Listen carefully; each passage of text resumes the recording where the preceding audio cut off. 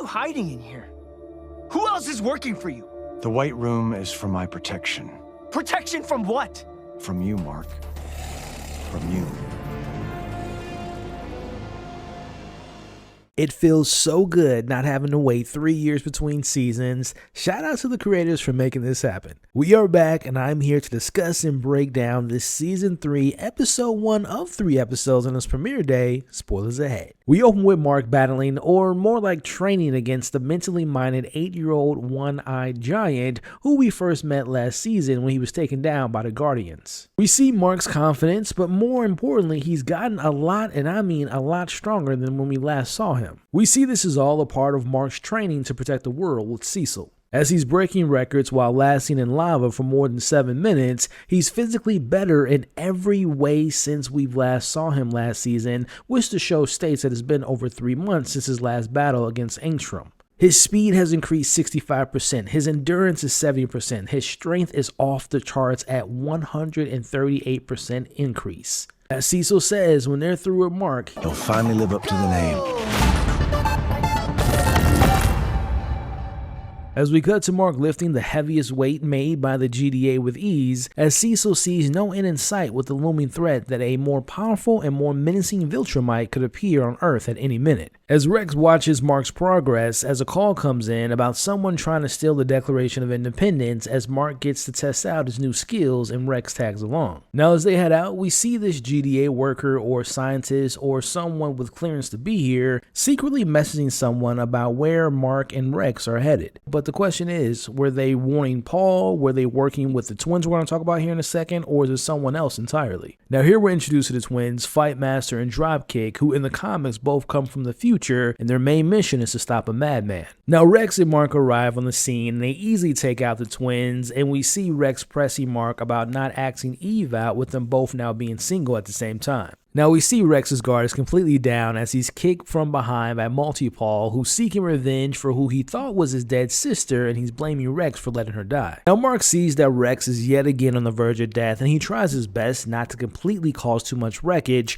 but that only lasts so long as we watch him ripping through multiple Pauls by ripping their heads off and splitting their bodies in half. Now during all this, we see the twins actually get away, and we'll probably see them again later this season, but this is complete chaos and wreckage is happening as Mark tries to get to Rex, but he is surrounded by Paul, but in comes a surprise, and it's Immortal and Kate. Now, of course, Rex is happy to live, and he's also happy to see Kate's alive, but he's not that happy that she didn't inform him that she lived, but also her psychotic brother just almost killed him. Now, Mark isn't happy either. He doesn't care that Paul is Kate's brother and was attacking because he was thinking his sister was dead and getting some type of vengeance, as Mark demands that he goes to prison for the attack that led to the Declaration of Independence being stolen. Now, we see early on that Mark isn't as lenient as he was before and seeks justice for those who have done wrong, this coming back into effect a little bit later in this episode. Now back at the Graysons, we see that April and Debbie are impressed by Oliver's recent accelerated developments across the board. Now we see that Oliver and Mark seem to have grown closer in the last 3 months, and Oliver seems to be around the age of like 8 or 9 years old. Now as they play a game of catch, we see Oliver catches Mark off guard by making him promise he'll teach him how to be a hero once he's gotten his powers, as Mark's thinking that it'll be a while before that happens because it took him 70 years for his powers to kick in,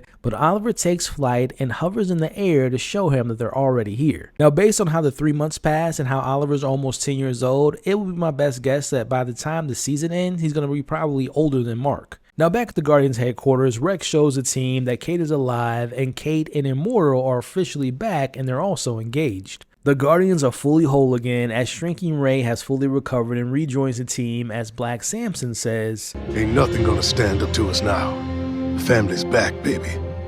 And unbreakable." Yeah, it's great to see them all together, and I'm excited to see them in action again, but that last part about not being unbreakable sounds like foreshadowing to something tragic happening to this family at some point this season. Now back at the GDA, we see Donald inform Cecil about strange geological events across the map, but with Dr. Seismic still in their custody, they don't put too much thought into it for now, especially with Cecil seeing footage of Oliver getting his powers. Now we catch up with Mark, who's with William and his boyfriend Rick, who seems to be doing better since we last saw him. Now Mark shares with them his dilemma about what future Eve told him and looks for advice from the couple on how he should handle asking her out. Now we see that Rick's heart is still having pain from what Sinclair did to him back in season 1, which is a constant reminder for them, but plays a big part into Mark's anger towards the end of this episode and may be something to keep an eye out for the rest of this season when it comes to Rick. We cut to the next day where we see Debbie teaching Oliver about the importance of having a secret identity if he eventually wants to be a hero one day, and how important it is that he doesn't keep secrets like hiding his powers moving forward. Now after seeing that Oliver has his powers, we see Cecil paying them a visit as he continues to make the push that Oliver must train with him like Mark in preparation to defending the world for the oncoming fight against the Viltrumites and beyond. Now as usual, and rightfully so, we see Debbie standing her ground and she still and will never truly trust Cecil, but this conversation is cut short because Cecil gets the call that ties back to those geological events coming back into play. Now look, I don't blame Debbie for not trusting him because she's 100% right when it comes down to looking after and protecting her boys versus completing a mission for the betterment of the GDA and also the world. You can't trust him to make the decision that's going to keep them safe. Now after hearing the news, we see Oliver tries to sneak out in hopes to help this ongoing conflict, but he's caught by Debbie, who gets him to stay behind but promises that she'll allow Invincible to teach him before stepping into the role of being a hero. Now meanwhile, we catch up with Mark and Eve as we find out she's going to be going back to college part-time, as we watch Mark, who's struggling to get out his question to asking her out, but with the help of Eve, he eventually asks her out and she says yes, but unfortunately Mark puts his foot in his mouth and lets out the part about Eve's future self message to him,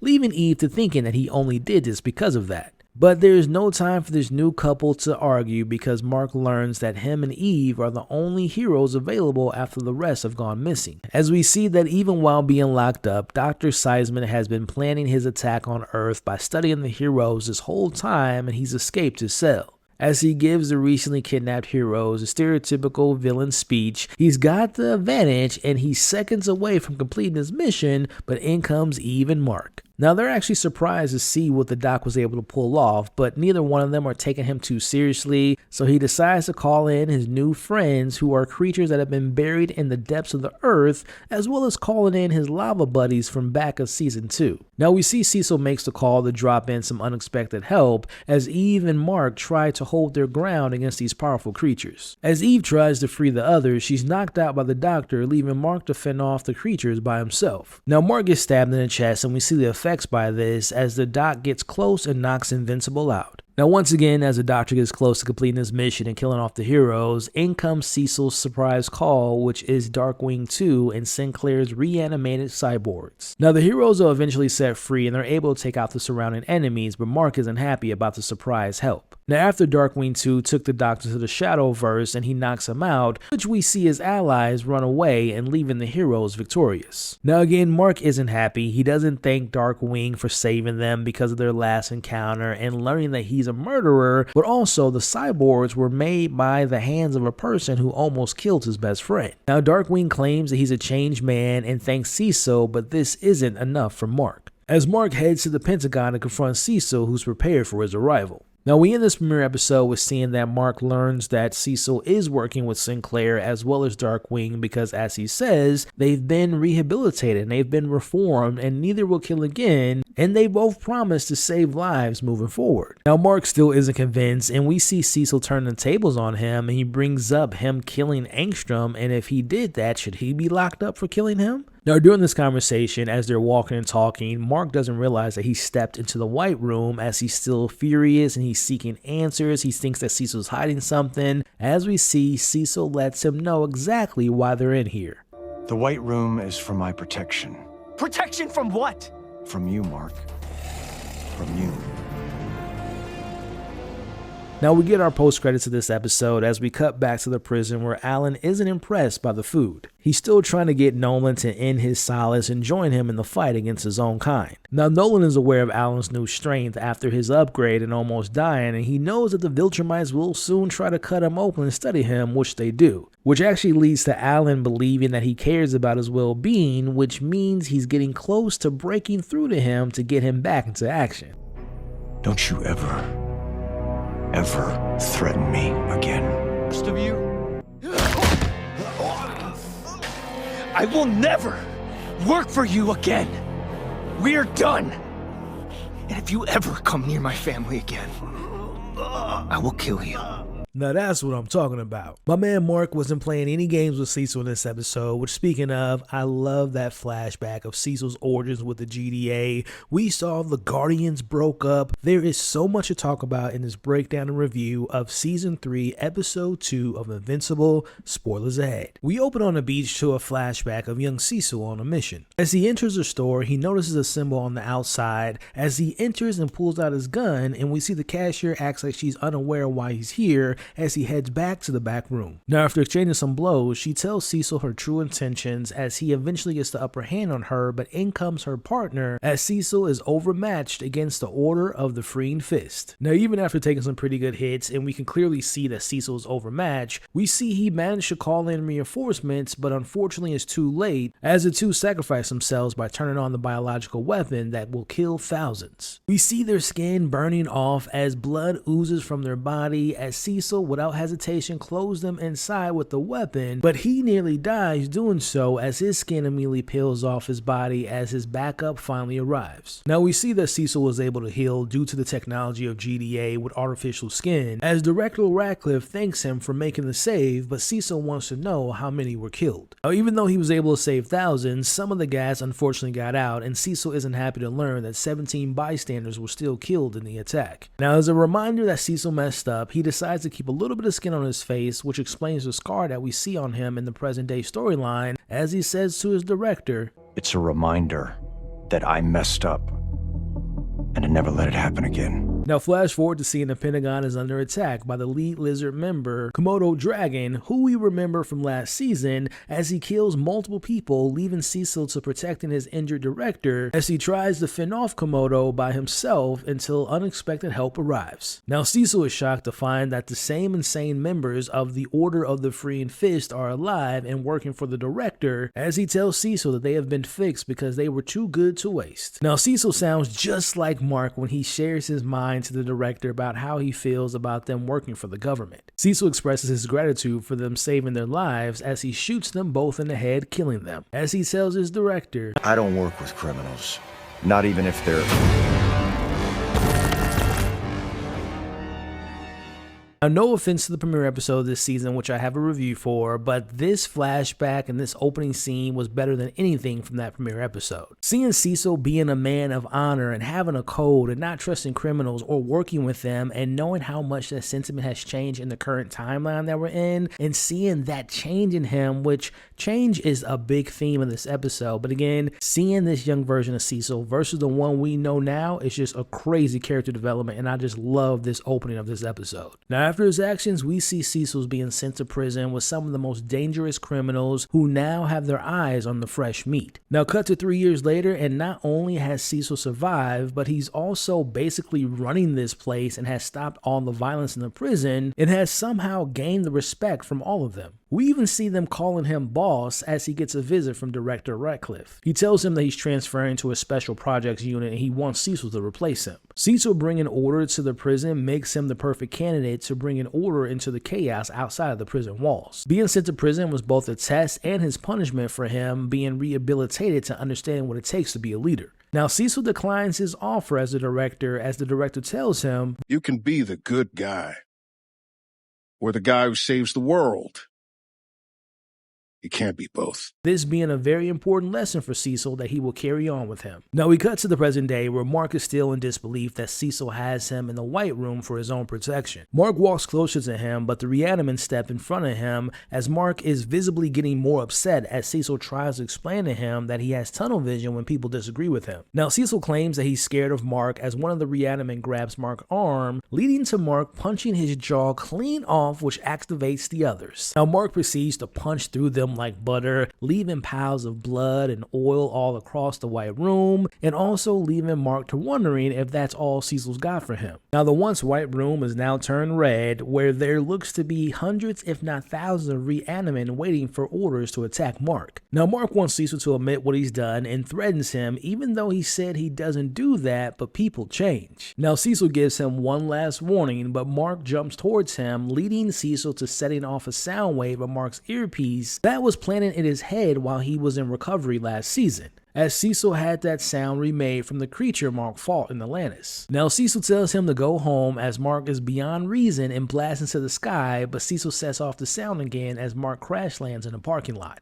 Mark is shocked to learn that Cecil put a weapon in him and sees him as a threat similar to his father. As Mark flies off, we see Cecil tracks him and knows exactly where he's headed, as Mark is headed to the Guardians for Rudy's help. Cut to Mark crash landing in their headquarters and him wanting Rudy to help him to remove the chip in his head as Cecil arrives. Now the Guardians being torn between believing Mark, who tells them that Cecil's trying to kill him, but Cecil tells them that he just wants Mark to leave with him. Mark tells the Guardians what both Sinclair and Darkwing have done in their past by killing people. As Cecil activates the chip again, we see the reanimants surrounding Mark, but the Guardians won't stand around and watch as Rex makes the first move and the rest of them jump into action to help Mark and take down the reanimant. Rex makes an honorable but ultimately dumb move to explode the detonator, but there's a dead man switch on it which continues the frequency in Mark's head as Rudy tries to block the signal. As the reanimants start to beat on Mark, Cecil sees the damage and makes the call to shut them down, but it's too late as the signal gets blocked and Mark goes next level kill mode and the Guardians are left in shock to see this dark side of Mark. This shot right here is almost reminiscent to the season 1 episode 1 ending where Omni-Man killed all the Guardians, but obviously under different circumstances, but it almost feels like what they say, like father, like son. We see Mark choking Cecil as he tells him that he'll never work for him again, and if he ever comes near him or his family, he's gonna kill him. As Mark has Rudy immediately remove the chip from his head, no questions asked. Now before moving on, I know episode 1 had to set all this up that we get in this episode, and as I stated in that review, I wasn't the biggest fan of episode 1, but forget all that. The cold opening in this episode, leading into Cecil's backstory, into seeing Mark losing his mind, and taking action versus the reanimant versus Cecil, was so incredibly tense, and now I feel like we're officially back with Invincible. Now cut to the Graysons' house where Eve is there and Debbie is pissed about what Cecil did, which is just reaffirming everything she just spoke to him about in the last episode. Mark tells his mom what he promised Cecil about killing him if he ever comes near his family again, as Oliver is about that action and wonder why Mark didn't kill him. Now Debbie has to remind little Oliver that killing is never an option, as they tell him to relax and not rush getting to becoming a hero too fast. Like I stated in episode 1, it's going to be very interesting seeing Oliver grow up so quickly in this new season, and like I said, by the end of the season, I would imagine he's going to be older than Mark, but I just wonder how many of these life lessons are going to stick with Oliver moving forward. Now we see Mark and Eve talking about what happened, but the conversation shifts into what happened earlier in the day about Mark asking her out. Now Mark admits his feelings about how he always felt about Eve, but she isn't ready to just say yes again and needs time and space to really think about if they actually could work, but she promises that she'll always have his back. Now back at the Guardians headquarters, we see that they're doing cleanup duty, but the tensions are still high within the group. As veteran Samson blames Mark for starting it by his actions at the Pentagon, but we see Monster Girl completely disagrees with him. Now we see Immortal steps in and he says that Mark is just like his father, and from here we see a split within the team. We have on one side Kate and Immortal and Samson, who is believing that Cecil did the right thing, while we have on the other side Monster Girl, Rex, and Ray, who are against what Cecil did. Now we see Ray and Kate get into what happened to both of them at the missile base about them both knocking on Death's door. As Immortal tells them to get back to work, but Rex refuses, leading Immortal to telling them, "Oh, for the love of God! The Guardians are the best superheroes in the world! It's a privilege and an honor to work here! Yes, there's hardship! Yes, there's sacrifice! If you children don't like that, get out!" Well, it looks like Samson is wrong and this family is breakable, as we see Monster Girl, Rex, Bulletproof Ray, and even Rudy decide to leave, leaving the remaining members of the Guardians to Samson, Immortal, and Kate and Shapesmith. Now as the Guardians pack their bags, we see that Amanda tells Rudy that she's happy that he decided to go with him, but we know that Rudy still doesn't have a clue on when she's flirting with him. He doesn't understand her feelings towards him. As Samson gives him some advice, we see Rudy admits that his decision came down to the fact that Invincible Invincible is the most powerful hero on the planet, and that one day he may need his help, and hopes that this decision to leaving and taking his side will benefit him one day. Now, like I stated in my episode 1 breakdown, I knew the whole Unbreakable family thing wasn't going to last that long, but I didn't anticipate it to happen in the next episode. So it's going to be really interesting to see this new version of the Guardians, and we'll talk about their new member a little bit later, but I am curious to know how long this is going to last and if they're ever going to get back together. Cut to the next morning, we see Mark tells William and Rick about Sinclair working with Cecil despite almost killing them both. Mark questions if he should have killed Sinclair instead of sparing his life, which would have prevented everything that just happened. Now, Rick isn't holding any grudges against anyone and tells Mark, if you killed him, you'd be just like him. The world doesn't need more people like that.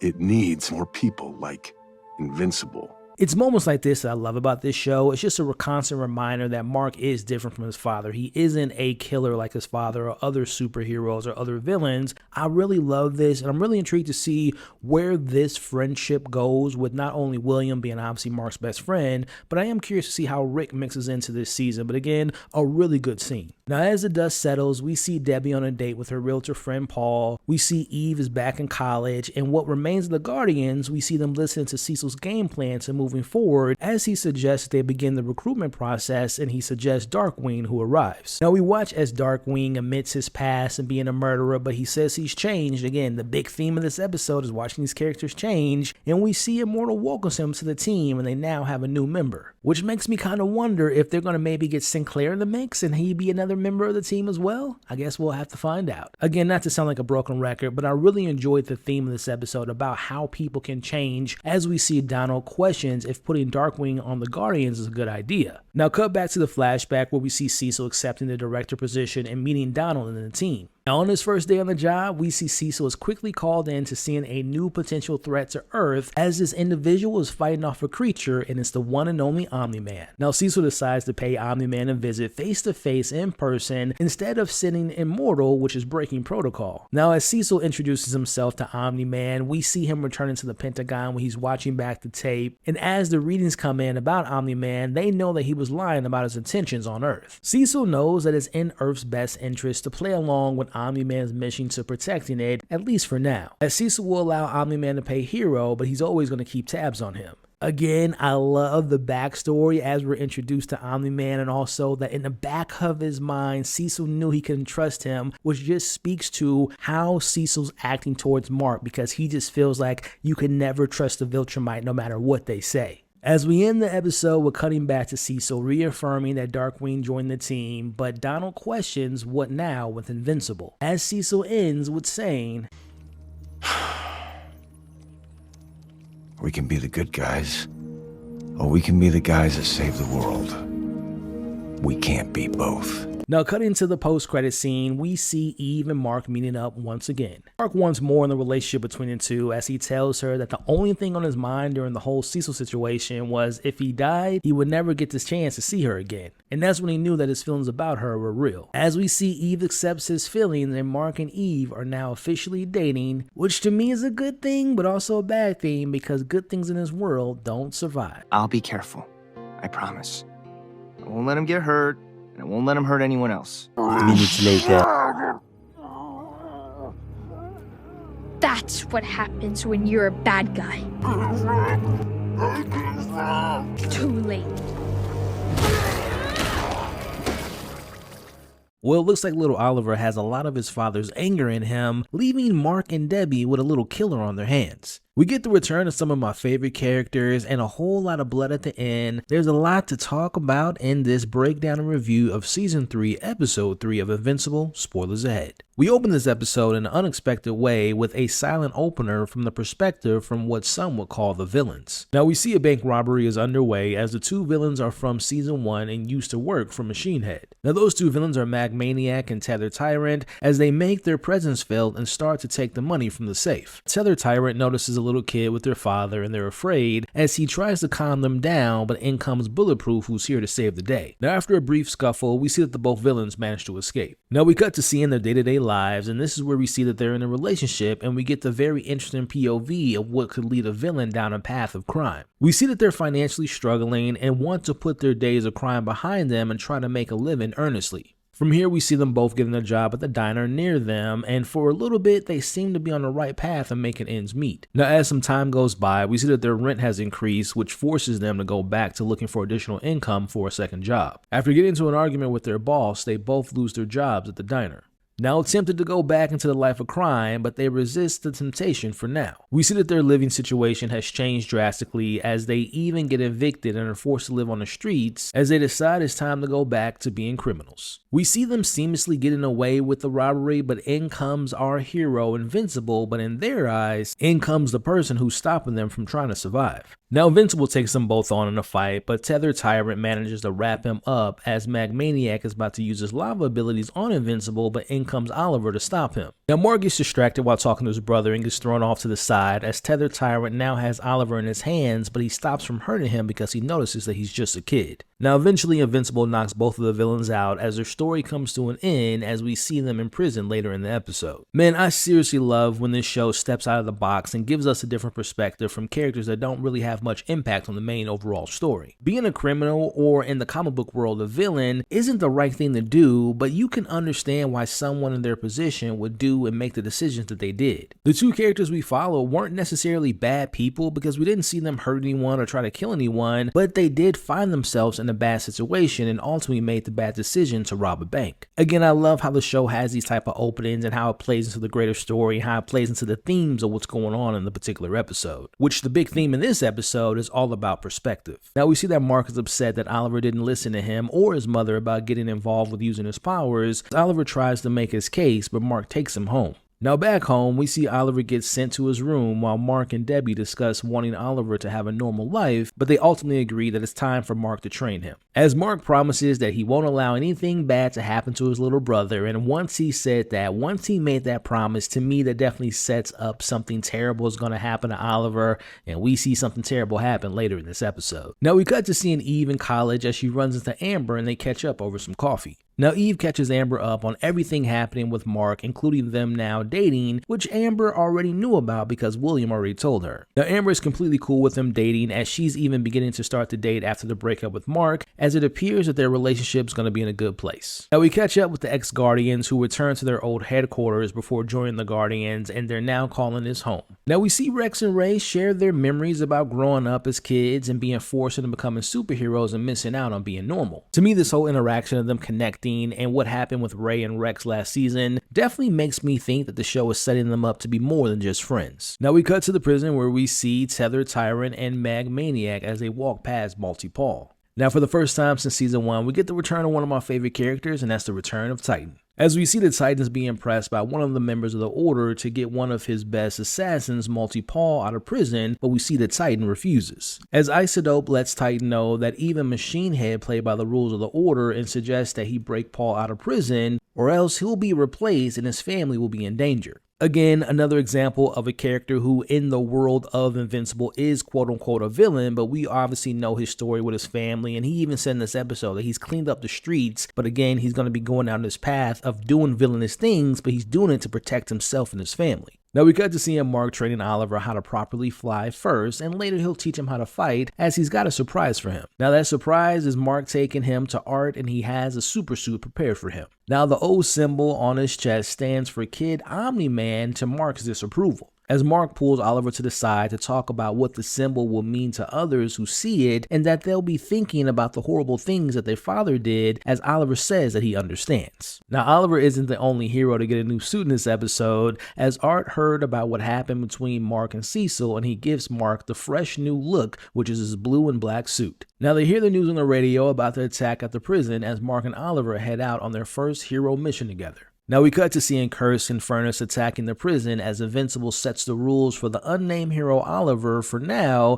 as he immediately doesn't listen to Invincible and tries to save people. Now we see Oliver gets hit by one of the blasts, knocking him to the ground as Invincible jumps into Big Brother mode and takes the villains out with ease. Now switching gears and talking about this episode's subplots, we see Debbie and Paul on another date and things are going well, which leads Debbie to feeling comfortable enough to share the truth about her past with Nolan and her kids. Now Now we see Paul feels insignificant compared to the previous relationship with Nolan, but Debbie reassures him that he's more than enough. Now it's safe to assume that we're going to see Paul and Debbie continue to grow their relationship over this season, but if I'm being honest with you all, I don't think he's going to make it out of this season. At the very least, he's going to get very badly injured and he's going to probably run away from this relationship because of that, or he's going to probably get killed. Now, focusing on the other subplot in this episode, we cut to seeing Eve, who's trying to move back with her parents as she gives them an ultimatum. She wants to have a relationship with her parents, but they have to accept her for who she is with her powers and all. Now, her mom quickly accepts her terms, and even though he was hesitant, we see her father accepts her terms as well as she's officially moving back in. I honestly hate Eve's parents, but I can understand where she's coming from. She wants to have that sense of family. She wants to have a relationship with them, but I just hated the way they treated her in the previous seasons and even that flashback special episode that we saw. But hey, I'm Team Eve, and I hope that everything works out for her. Now, as Oliver and Mark head home, they find their mom kissing Paul, and while it was definitely awkward in the moment, the conversation shifts when they see themselves on the news. Now, Mark learns that Paul knows who he really is, as Mark in his new suit hears the new name that the public's given him, and it's Invincible. As we see Mark and Eve playing catch up with how each other's day went, we see that Mark feels like he's just having too much on his plate, and he believes that he's bound to letting everyone down again. Now, Eve, being the great person that she is, she reminds him that the people that he relies on, he can rely on them if he needs them. As we watch them kiss, we see that there's a drone in the distance that's spying on them, and initially I thought this was Cecil, but we later find out who this drone belongs to. Now we cut to a military base where we get the return of my favorite twins, and it's the Mulder twins, who plan to launch missiles to destroy the world as they're anticipating the Guardians to try to stop them. Now as the Guardians ultimately arrive, we see the twins are disappointed to see only half the team has appeared as they begin to fight. Now the Mulder twins always has something up their sleeve as they built this new weapon that could shut down your nervous system as they take down Samson first, followed by Shape Smith and Kate, leaving Immortal and Darkwing left. Now Darkwing is quickly taken out as Immortal is the last one left, but he's shortly taken down just like the others. Now we see Mark sees all this on the news, and even though he doesn't work for Cecil anymore, he reluctantly agrees with his mother that he should still help people, even the Guardians who was against him, and how he handled the Cecil situation. Now just as the twins are prepared to destroy the world, in comes Invincible. Meanwhile, Oliver sees Marks on the TV at the missile base, and before Debbie tells him not to go, he flies off to help his older brother. Now Invincible gets hit by the weapon, but manages to slowly get up, and just as they're about to hit him with the weapon again, in comes Oliver, who stops them. Now Mark is slowly regaining his strength as Oliver is somewhat handling his own until he gets his face slammed to the ground as him and Mark regroup, and while they're talking off to the side during all this, we see the twins set off the missiles. Now Mark tells Oliver to go home as he goes after the missiles, but Oliver doesn't listen and he takes on the twins by himself. We see Oliver channels his anger and breaks one of the twins' jaw. Now the other twin grabs and slams Oliver into the ground harder than before and briefly knocking him out. Now while that's happening, we see Mark chases down the missile and he manages to punch it mid-air as it explodes.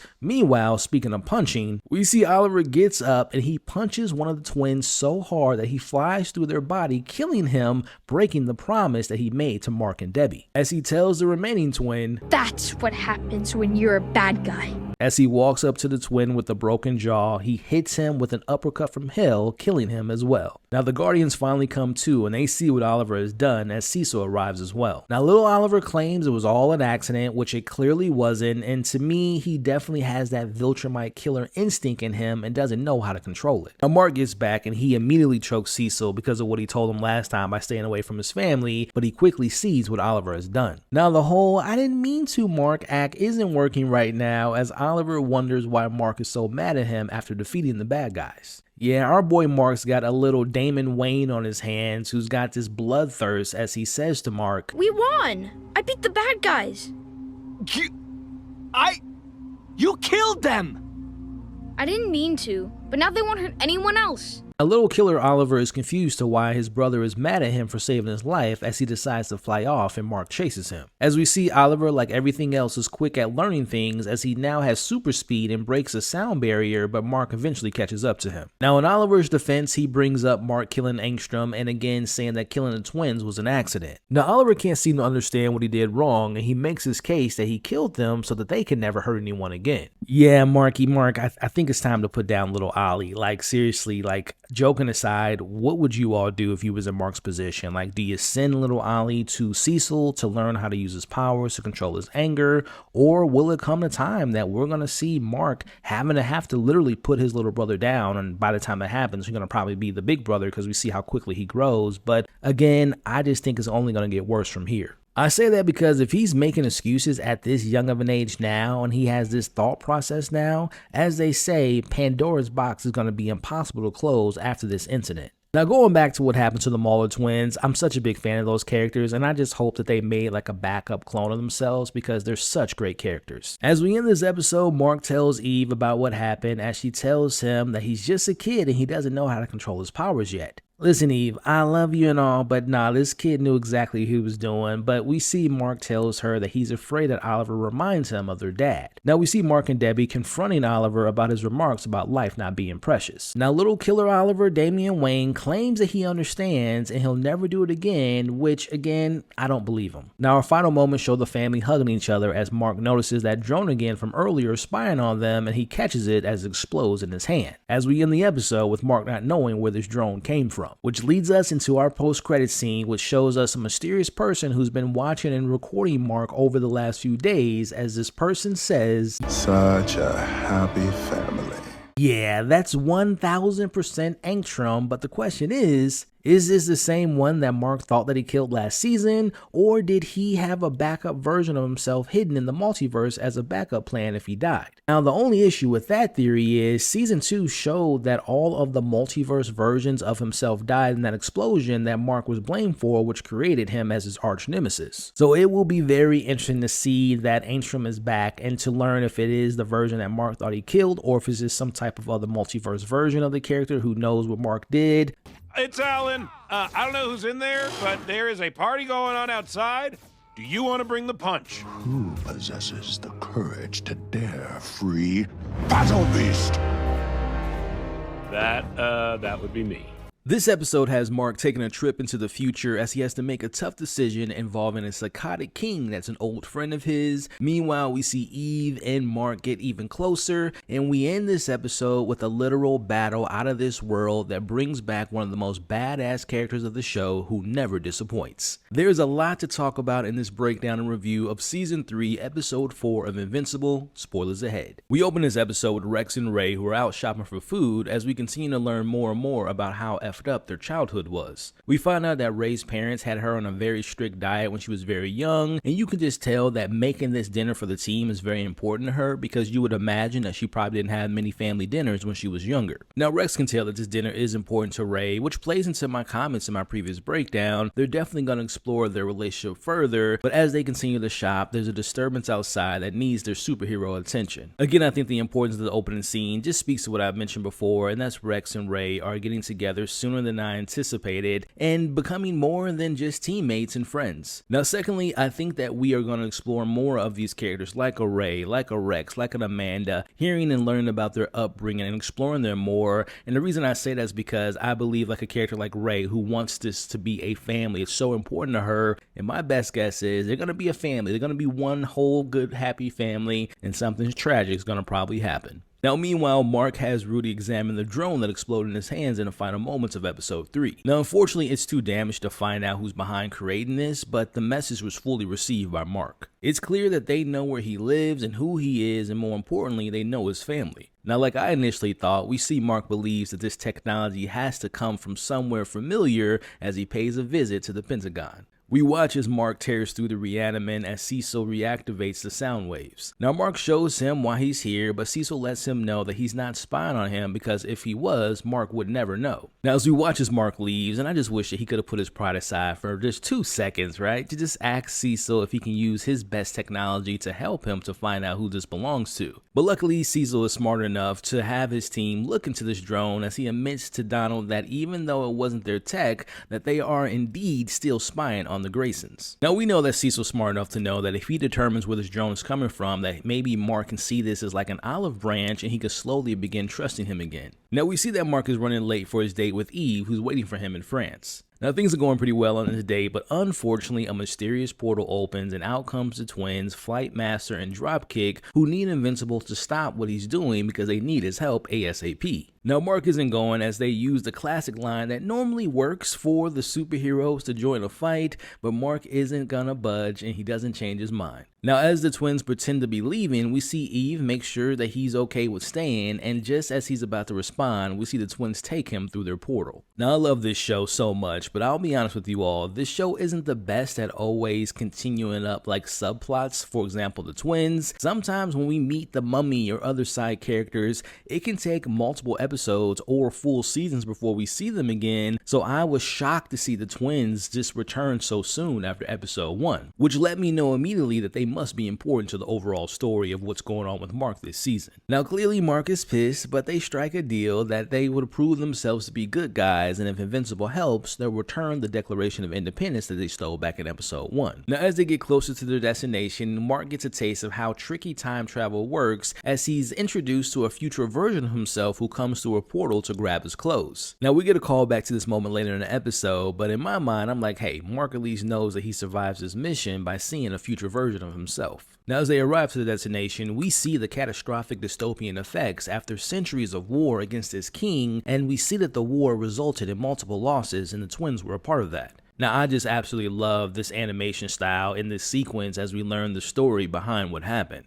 As we see centuries into the future, the planet was on the brink of collapse, but one mysterious man was named ruler. Now for a while things were good, but all of a sudden they changed. Slowly the king went mad and created new laws and ruled with an iron fist as he began to create unnecessary wars and killed millions, creating the rebellion. Here's where the Declaration of Independence comes into play, as they built a time machine because they were led to believe that the ink would provide a poison that would kill the king, but unfortunately it didn't work. Now after hearing the story, Mark asks if this king was a Viltrumite, but they've never heard of what a Viltrumite actually is. Now the twins draw attention to themselves to get the king's guard to arrive, and they do. Now as the guards arrive, we see Invincible eliminates them within seconds before knowing that they were the best way to get to the king by intentionally getting captured, which they end up doing, but we see Mark still doesn't know the king's name. Now the royal guards scan Invincible and tell him that they've been waiting for him. Now as they arrive to the king's palace, they get separated as Invincible learns that they're about to be executed, and he's gonna help them, but they tell him that they're gonna take care of themselves and Invincible needs to focus his energy on stopping their king. As Invincible approaches the throne, he meets this king, and it's the one and only Immortal. Now Immortal is happy to see Mark and mentions how long it's been since he's seen Mark since he left with his family. Now when the Immortal says that Mark left with his family, was he implying his father Nolan and his brother Oliver and they're still alive during the future sequences, or was he saying that his family was Eve and possibly their future kids? Now Immortal also comments on Mark looking skinny and being sick again and mentions a cure,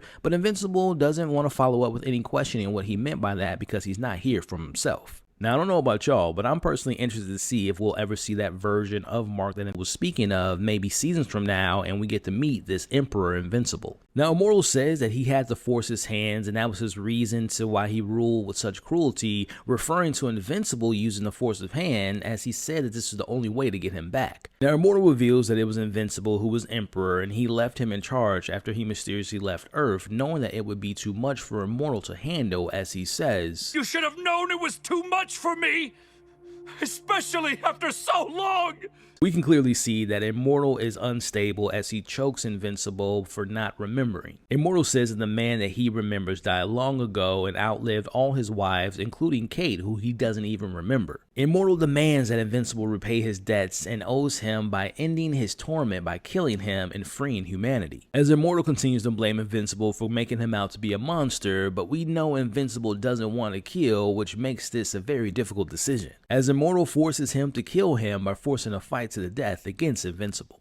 Now, after being thrown around and not engaging in his one-sided fight, Invincible refuses to get on the offense and he won't kill Immortal. Now, we see the twins manage to break free of the robots and they enter the throne room to see their plan is actually working. Now, Immortal realizes that Invincible isn't taking the bait to kill him and sees the twins as an opportunity to show Invincible who he's become and sets his sights on killing the twins. Now, Invincible stops him from killing the twins, but still doesn't fight Immortal until he continuously punches him in the face and begs him please. as Invincible realizes there's no stopping him and has to do the one thing he doesn't want to do, but he says enough and he rips off Immortal's head. Now, Invincible isn't trying to hear from the twins, who are trying to get him to understand what he did was the right thing and he saved so many lives, but again, Invincible doesn't believe it's enough to justify what he just did. As the royal guards arrives and they transfer the authority back to the people, a final order preset from Immortal. Now, I love this nice callback to the future Mark getting the clothes back from earlier. I'm a big fan of science fiction. I love time travel, but I hate when shows and movies don't answer little things like this or show us certain results. So I love the little detail of showing that it was the Mark from after killing Immortal, and it explains why he was so upset while doing that because of what he just did. But speaking to the situation that we just saw Mark go through, I really enjoyed seeing Mark experiencing the gift and the curse of having his abilities and what they can possibly lead to. Now, like I mentioned, I love time travel. It can be a very delicate topic to cover,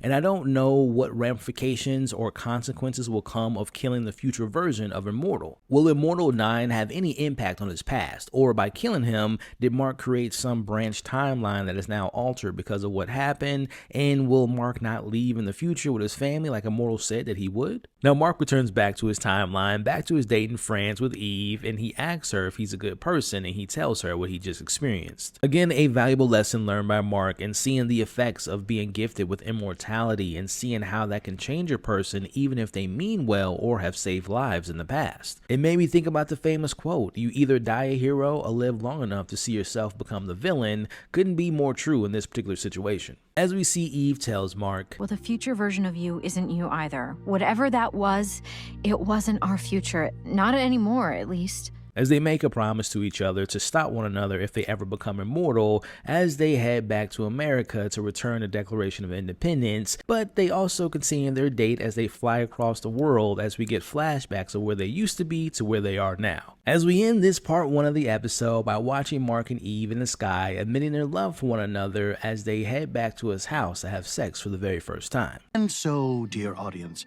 we once again turn our attention elsewhere to give young Mark Grayson and Samantha Eve Wilkins the privacy they deserve. This very moment, light years away, Alan the alien sits in a Viltrumite prison cell.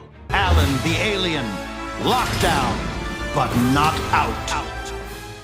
Now, as we enter part 2, and after we get that fun recap of all the events in space between Alan and Nolan, we even see Alan's failed experiments. Now, Nolan is committed to staying and doesn't want to escape his punishment of death against betraying his mission from his kind, and tells Alan about the Viltrumites that are coming to execute him. As they wait for death to come, it arrives as the Viltrumites are here. Now, they take Nolan and begin his punishment by physically beating him up for all his crimes. Meanwhile, Alan comes across their captors and releases all the prisoners to create a distraction. Now, I don't know why Alan didn't just take out the guards by himself. We all know he's fast enough and strong enough to do so, but we see the prisoners he released actually get killed in this scuffle, but I don't even care about that because this is a moment and a character that I've been waiting to make a return since season 1.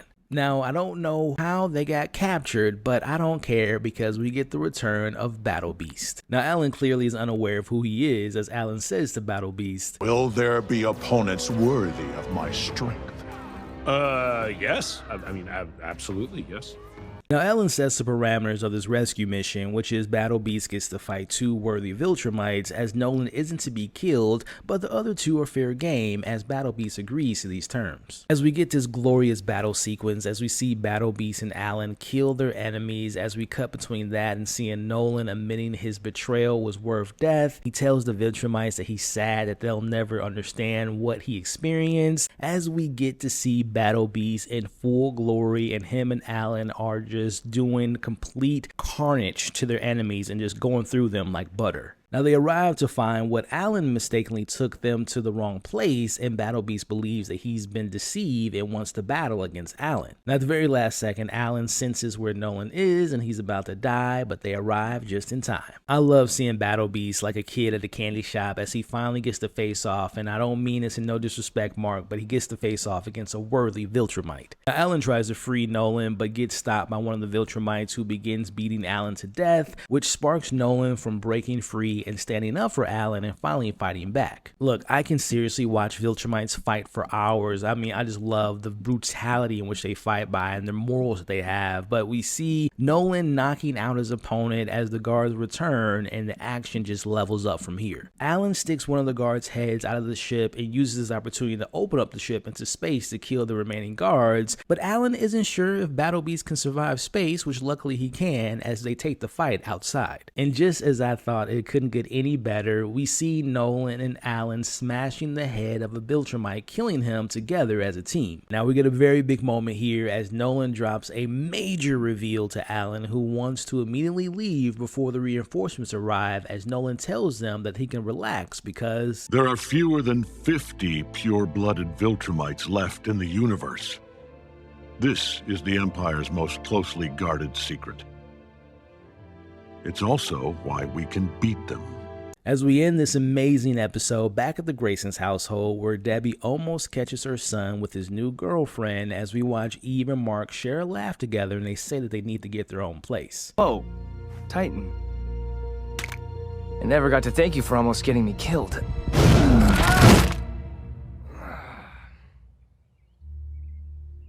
What happened between us last time was nothing personal. Didn't mean for it to get that rough for you. This week, we see just how fast Mark and Eve are moving in a new relationship. Speaking of fast, we see Debbie tries to come to terms with Oliver trying to be a normal kid. Meanwhile, Titan refuses to take threats from the leader of the Order, and in doing so, he puts his family at risk and finds out why dragons are so threatening. Now, even with this week's inclusion of a dragon, this felt like a very grounded and rooted episode with some really interesting character development, which we'll be discussing in today's breakdown and review of Season 3, Episode 5 of Invincible. Spoilers ahead. We open this week's episode with Titan with his daughter as they prepare for a day while sharing some family time together. Now, as he walks her to school, we see the level of respect and somewhat of fear that he exudes in the community that he's been able to make more safe. Now, even though he has a reputation to uphold, we see that he's still a very attentive and caring father as he drops his daughter off at school. I can't stress enough how much of a fan I am of the Titan character. He feels like a really cool mixture of a less violent version of Kingpin meets Luke Cage. I really like his motivations and how they stem from him wanting to protect his family and his community, but he has to play in the gray areas where he sometimes has to work or be a villain in a way to do so, as we see that in this episode as he has to deal with the Order. Now at the prison, we see it's lunchtime, and Multi Paul sees this as a perfect opportunity to make his escape from prison. Now, as the guards leave, we see Paul duplicate so many versions of himself that the cell begins to overflow and the door can't stand the amount of pressure that his duplicates are applying. Now, as they pile up and begin literally crushing each other and the bodies stack up and the blood's everywhere, and eventually breaks the door down, but not before leaving a carnage of Paul's to do so. This was easily the most brutal and crazy moment in this episode, but I gotta admit, it was pretty smart but also sick at the same time. This episode really shows us how interesting his and Kate's powers can be. Now, for my Invincible superfans out there of the comics, can you answer this question for me right quick? Do their duplicates have their own consciousness and can they make their own decisions in a way? Or are each duplicate a direct representation of the original where they share a hive mind and they're literally just a carbon copy? Like when Paul is essentially killing all the versions of himself to break free, when they feel pain, does he have an ounce of what they experience? When one dies, does it affect the original at all, like mentally or physically? Also, for example, if Kate were to be pregnant, would her duplicates of herself be pregnant as well? Either way, enough of my nonsense. We see that the main Paul is hidden away safely between the ceiling lights as he hops down and continues his breakout and takes out some guards and makes more of himself to give us a pretty awesome fight scene. Again, this is really cool seeing the powers being used and how different it is from what we've seen from Kate. And what I mean by different is from the context of how Kate's fighting and using her abilities against villains, but seeing the duplicates in a prison break and the main Paul making sure to not put himself in too much danger, which is really entertaining, and now I understand why the Order values him so much as one of their best assassins. Now, unfortunately, as he approaches the main door, he's stopped by a guard who puts a device on his neck that stops him from using his powers, similar to what we saw in Deadpool 2. Now, I wonder if this device can be used against any and all superpowered individuals,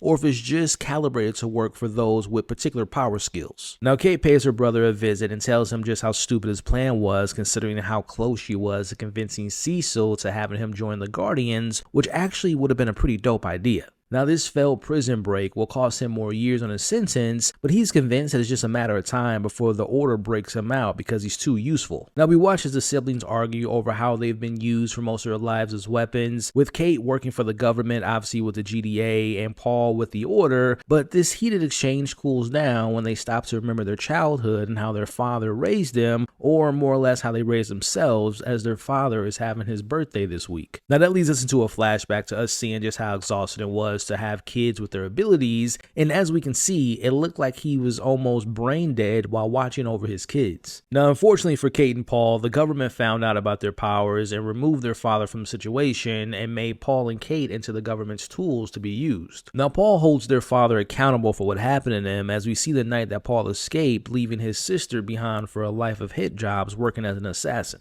Now, back to the present day conversation between the siblings, Paul knows that even if he wants to change and leave the order, he tells his sister why leaving isn't an option. Now, these are the types of subplots I really enjoy and love about the world of Invincible. Now, I can understand how someone like Paul, who was raised to be a weapon, could go down this path of becoming a villain, and I can understand his position as well as Kate. Now, more on them later, but I really hope that there's a lot more to explore and learn about them individually and collectively. For example, where's their mother, and will Paul ever pay their father a visit? Now, we cut to the Graysons family as Eve and Mark coordinate their exit strategy to make it seem like she didn't stay overnight. Now, we can see that Debbie isn't easily fooled by Eve staying overnight, as Mark and Oliver fight over him overhearing the night Mark and Eve had playing around. Now, Mark casually brings up getting a place with Eve to Debbie, who we know to be a realtor, as Mark believes it's a good idea because of how safe and convenient it would be for them to have their own place. Now, cut to the conversation between the couple where Eve wasn't really sure if Mark was being for real about them moving in together, but we see that they agree that it is time for them to do this, but the problem is they have no job, and how will they be able to afford living together?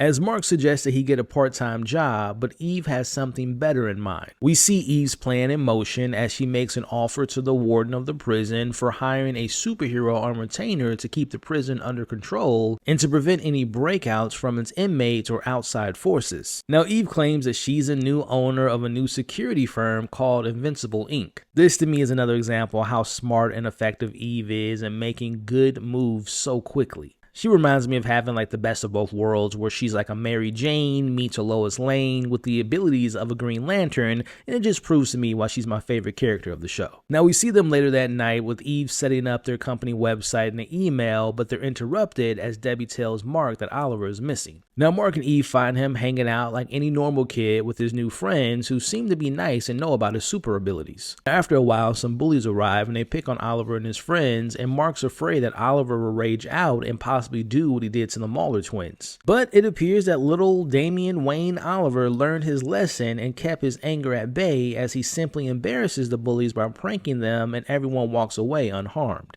I really like seeing Oliver having a plot outside of Debbie and Mark. Now, it'll be interesting to see him continue to make friends and trying to be a normal kid because, as we know, he grows super fast. Remembering that over a span of 3 months, he went from being a literal little baby to like an 8 or 10-year-old kid. So it'll be interesting to see how he handles outgrowing his friends and eventually becoming bigger and older than both Mark and Debbie. Now, back with Titan, we see that the Order isn't happy with his failed attempt to breaking out Paul and want him to try again and again until he gets the job done. Now, Titan tells the leader of the Order that the timing isn't right, especially after getting word that it appears that Eve's pitch worked because they hired Invincible to secure their prison. Now, the leader of the Order doesn't care for this new prison guard dog, and he gives Titan 24 hours to break Paul out of prison, and if he doesn't, we see him casually name drop Titan's daughter and knows that she's selling cookies at school, meaning that he's got his eyes on his family. Now, this threat causes Titan to immediately rushing to check on his family and sees that they're okay for now, but learns that Lee Yu's recently paid a visit to her school and he was the one that bought her cookies, and now he knows and understands the seriousness to the Order's demands and now has to come up with a solution. Now, Isotope tells Titan that Paul isn't the Order's only assassin, they're just testing their limits with Titan and seeing if he does what they tell him to do and he stays in line. Now, a lot of their members or people that they do business with won't fight back to the Order, and the ones that have tried to fight back don't survive, especially when they meet Lee Yu's other side. Now, catching up with our other heroes this week, we see Rex makes his move to impress Ray by cooking her dinner. As I said in my previous videos, I think it was just a matter of time before they got closer. Now, I'll be honest, watching them so far this season, I'm liking this development between the two characters. As I've said before, they seem to have a lot in common, especially after almost dying last season, but if I'm being really honest, I much more prefer spending time with them and them developing a relationship more than I was between Rudy and Amanda from last season. Now here's where the story hits its stride and the stories start to come together. Now back at the prison, we get the return of Machine Head, who's getting paid a visit by Titan. Now Machine Head has a laugh at Titan's dilemma with the Order and gives him some advice. You got two options, pal. One, you figure out a way to get Liu's stabby little friend out of Hawk. Or two, you and your precious little family are Dragon Chow. That's it. That's all. Make a choice already. As it appears, Titan and Machine Head have come up with some agreement to take care of Liu's situation, and it'll benefit both of them. Now Mark tells his mom about what he saw Oliver doing the night before, and we see that Debbie's torn about Oliver having friends or not, because on one hand, yes, it's great for him to grow, to have friends, to have his own life outside of the house, but on the other hand, things could have went south if he decided to hurt those bullies. Now this conversation is cut short because Invincible gets his first call from the prison about an attack. Now we see that Titan's the one attacking the prison as he's about to throw a car at guards, but Invincible arrives just in time to catch the car, and he's about to thank him for their last encounter by punching him, but he stops after Titan removes his rock-like skin and he apologizes to Invincible. Now we see Invincible has grown up since the last time they met because he isn't falling for the same story he gave him last time, but Titan assures him that it's a matter of life and death. As we get a nice little funny callback to seeing Invincible flying with Titan in his arms. Now Titan takes the opportunity to show Invincible the new and improved community under his watch, as he tells Invincible what he's up against. You heard of the Order? Or Mr. Liu? No. They're a global crime syndicate. Superpowered. He's their leader and can turn into a dragon. A big dragon. And if I don't break Multipaw out from prison, they're gonna kill me and my family and do it themselves. Again, we see Invincible is being really stern about his ways and how he wants to conduct himself as a hero, as he stands by his decision and he won't allow Titan to break Paul out, and he's about to take Titan in, but he runs off and manages to escape by disappearing in a crowd of people dressed just like him. Now before moving on, I have a question for you all in the comments. What would you do if you were in Mark's shoes? Do you allow Titan to break out Paul, who's a killer and fell at your new job, and in return a community continues to thrive, or would you allow the Order to do what Titan said he's going to do to his family and still plan on breaking out Paul and risk losing the community's safety? Now we see Mark is torn about what to do with the situation with Titan, and we see Eve reminds him that yes, Titan is a lesser of the two evils, but he's still a bad guy and Mark made the right decision. Meanwhile, we see the Titan's time has ran out as Liu has arrived. Now Titan stands his ground and orders Isotope to take out Liu, but he gets betrayed by him as he's working for him now for the sake of staying alive. The leader of the Order keeps his promise, and we see his dope transformation as she shows Titan his other side and turns into a dragon. We see Titan's strength isn't enough to fight a dragon as his protective shell is broken and he's thrown out of a window and believed to be dead as the dragon heads to the prison to break Paul out. As this leads to Mark getting the call again from the prison, and Eve joins him as they team up for the first time as a couple. Now this leads to this week's big action set piece where we get a dragon versus Invincible and Eve. I've said it once and I'll say it again, ever since we got Eve's solo episode, I've just loved seeing her in combat. As we see her and Mark make a good team together as she turns herself into a weapon as Mark throws her into the dragon, which leads into a pretty cool double punch from the literal power couple.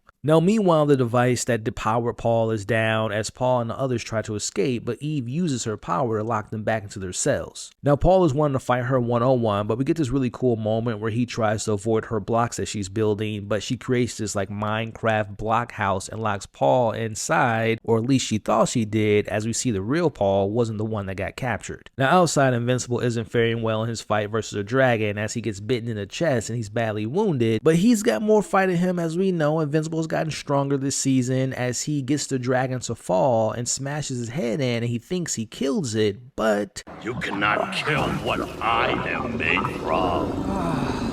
Eve, I might need you here. Now, during all this, we see Machine Head is broken out of prison by Isotope, who transport him back to his own stomping grounds to get rid of Lee Yu's literal bodyguard, leaving Lee's body vulnerable. Now, this obviously shows that this was a part of the deal that was made between earlier with Titan and Machine Head, as the Dragon's just about to eat Invincible, but it vanishes, alluding to Machine Head shooting and killing him. Now, we end this episode with Mark and Eve successfully getting paid, thinking that they kept Paul behind bars and the inmates, but Mark is still upset by the situation and tells Eve that maybe it isn't time for them to move in together. Now, Eve isn't mad and again shows that she's emotionally mature and actually wants to slow things down a bit. That right there is why I think Eve is just the best. Now, granted, I think she would have moved in if Mark would have never said what he said, but deep down, she knew that things were definitely moving way too fast. Now, inside, we see Debbie is open to Oliver experiencing what it's like to be a kid, and she's also happy to learn that Mark is going to be staying home for now. Now that the leader of the Order is gone, we see Machine Head now is taking his place as a leader, and we also see him meeting with the other members, which includes Embrace, Face, Set, Octobos, Red Eye, Slaying Mantis, Walking Dread, and War Woman 2. Now, just as the meeting is gearing up, we see Titan walks in to set some new rules. Now, he wants to keep his own territory and they can get the rest, and he wants to also be out of the Order, and surprisingly, Machine Head accepts his offer, but not before telling him, "Backstab me again, and I'm gonna drown you in your kid's blood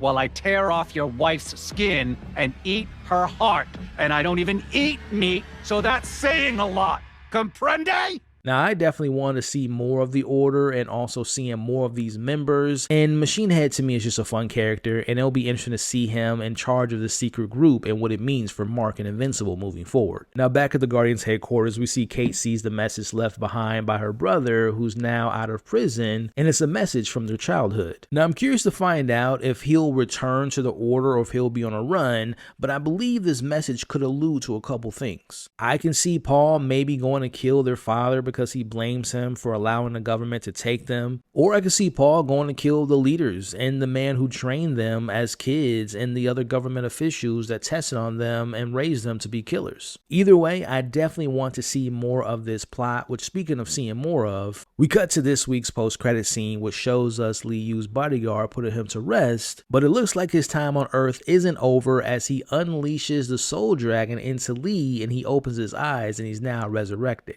Invincible! Your father may have fled, but I know you're here. Come and face justice for the lives you've taken. Come and face Powerplex!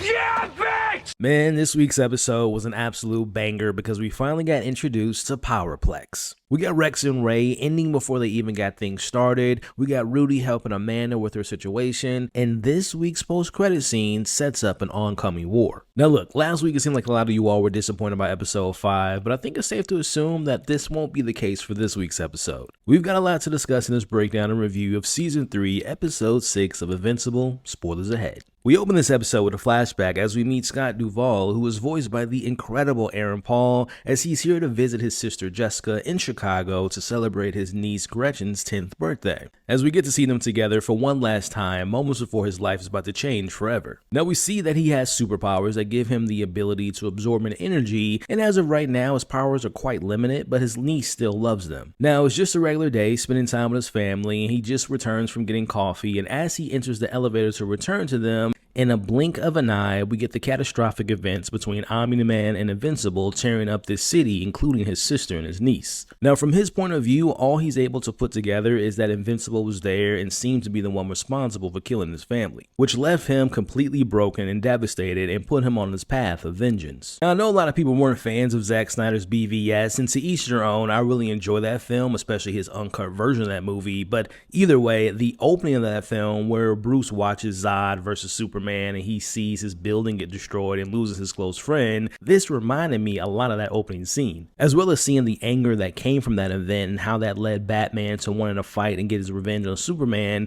and here we have a slightly similar situation. Now flash forward to Scott seeking some type of justice as we see him trying to talk to the district attorney who he's been trying to get a hold of as it pertains to the Invincible case but hasn't been able to get a hold of her. He tells her how important his sister and niece were to him, and he feels like their deaths were in vain because there's been no progress on the investigation for not just his family but for the thousands of others who died that day. Now she explains to him that Invincible was the one who saved the planet from an alien threat and should not be prosecuted for that. Now Scott tells her that he feels that a jury should decide that because the alien was Invincible's father and that he should be held accountable. And what makes things even more interesting is we see that Scott works for the GDA, and we know that they work with heroes to stop things like that from happening, like what happened in Chicago, so it adds even more depth to the story. As we see him watching things from that day, such as the train wreck with Invincible, and he doesn't see anything else but the person responsible for his family's death. Now we get to see some quick shots behind the scenes of how the GDA preps for any future threats. As they are watching footage from the previous encounters with Viltrumites, we see them building new weapons and even testing them as well. As this is where Scott takes notice of one of the particular weapons being tested on, as he sees this as a means to help him on his quest for revenge. We see this conversation that Scott's having with some of the other employees, and one of them actually shares a similar viewpoint on how he feels about some of the heroes, particularly Invincible not being held responsible for their actions. Then we have the other employee who feels Invincible is their only chance to withstand any future visits from Viltrumites, at least until Oliver grows up. Now this whole opening scene was just fantastic to me. Like, they did this earlier in the season when we got to see the villain's point of view and how they became villains, and I just really love how this episode took the time to give us his backstory and sharing the personal experience that he had. Now, not saying that what he's going to do in this episode or where his mindset was in this episode was right,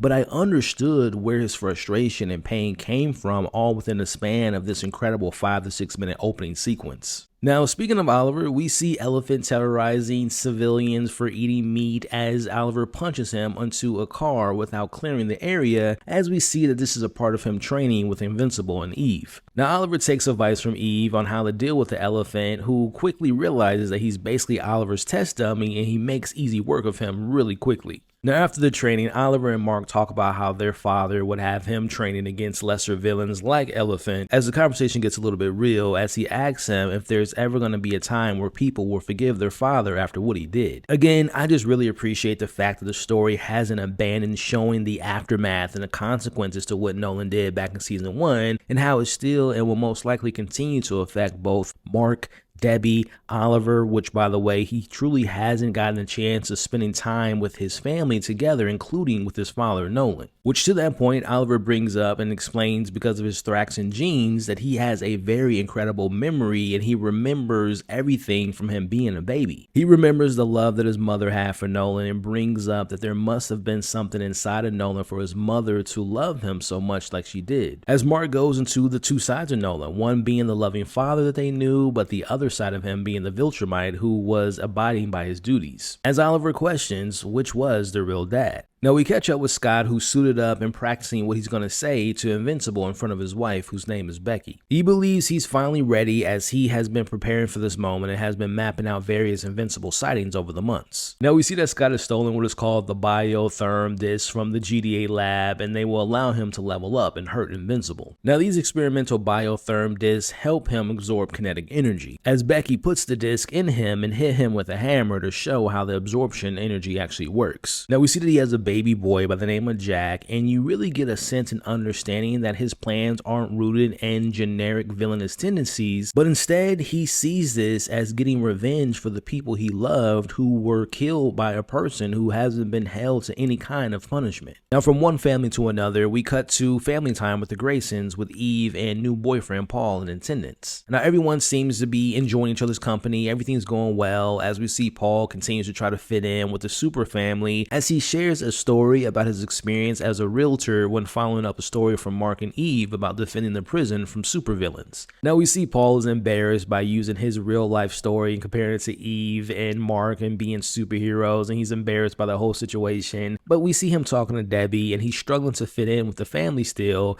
but Debbie tells him, "It's not about measuring up, it's about showing up. And as long as you're here, that's what matters." Now back with Scott, who's now embracing the Powerplex name as he's prepared to get Invincible's attention by throwing himself off of a building to kickstart his absorption powers. Now while that's going on, we see William celebrating his birthday at the bowling alley as Mark sees that Amber was invited and she gives him a big hug. Now she introduces him to Kyle, who happens to be a Seance Dog fan, and him and Mark bond over this. Now Mark and Amber catch up for the first time since their breakup, and things are going well. There's no animosity or hate towards one another. They've both moved on at this point, but unfortunately this good conversation is cut short because they notice that Powerplex is on the news, who's wrecking havoc downtown, but Mark turns off the TV and just wants to spend time with his friends. Now back to Powerplex, he explains to the officers why he's doing what he's doing, and I love the intercut of the Invincible title card drop every time he said his name. But in comes Shapesmith, who's here to save the day by himself without the help of the Guardians, as he pisses Powerplex off even more by shifting into Invincible. Now Shapesmith never stood a chance versus Powerplex, as he underestimates him and learns the hard way as he's punching him until he is powered up, as Powerplex unleashes the energy from the hits and levels Smith, knocking him out cold. Now back at home with Scott, he returns and he is convinced that the GDA knows he stole the disc, and it's just a matter of time until they find him, and he just can't understand why Invincible didn't show up. Now the memorial service for remembering those who lost their lives in Chicago is happening in a few days, and Scott forgot about this and he gets upset about that as we see him charging up, and he scares his son in doing so, setting up some future foreshadowing for later in this episode, as his wife reminds him that the chances of Invincible attending are pretty high. Now we see the Grayson family preparing for the memorial service as well, as Mark is concerned about showing up, but Eve reminds him that he's not going as Invincible, but he's going as Mark. I got a kick out of seeing this scene here, as Paul is going to the memorial with them. He's worried they're going to be running late, but they show Paul how they travel with the help of Mark. Now taking a break from the main story, we cut to Rudy, who is building a surprise for Amanda. It's an advanced genomic engine, actually, miniaturized, hardened, and built around a fusion battery core. It has to be close to you to work, so it had to be either a hat, a sash, or belt.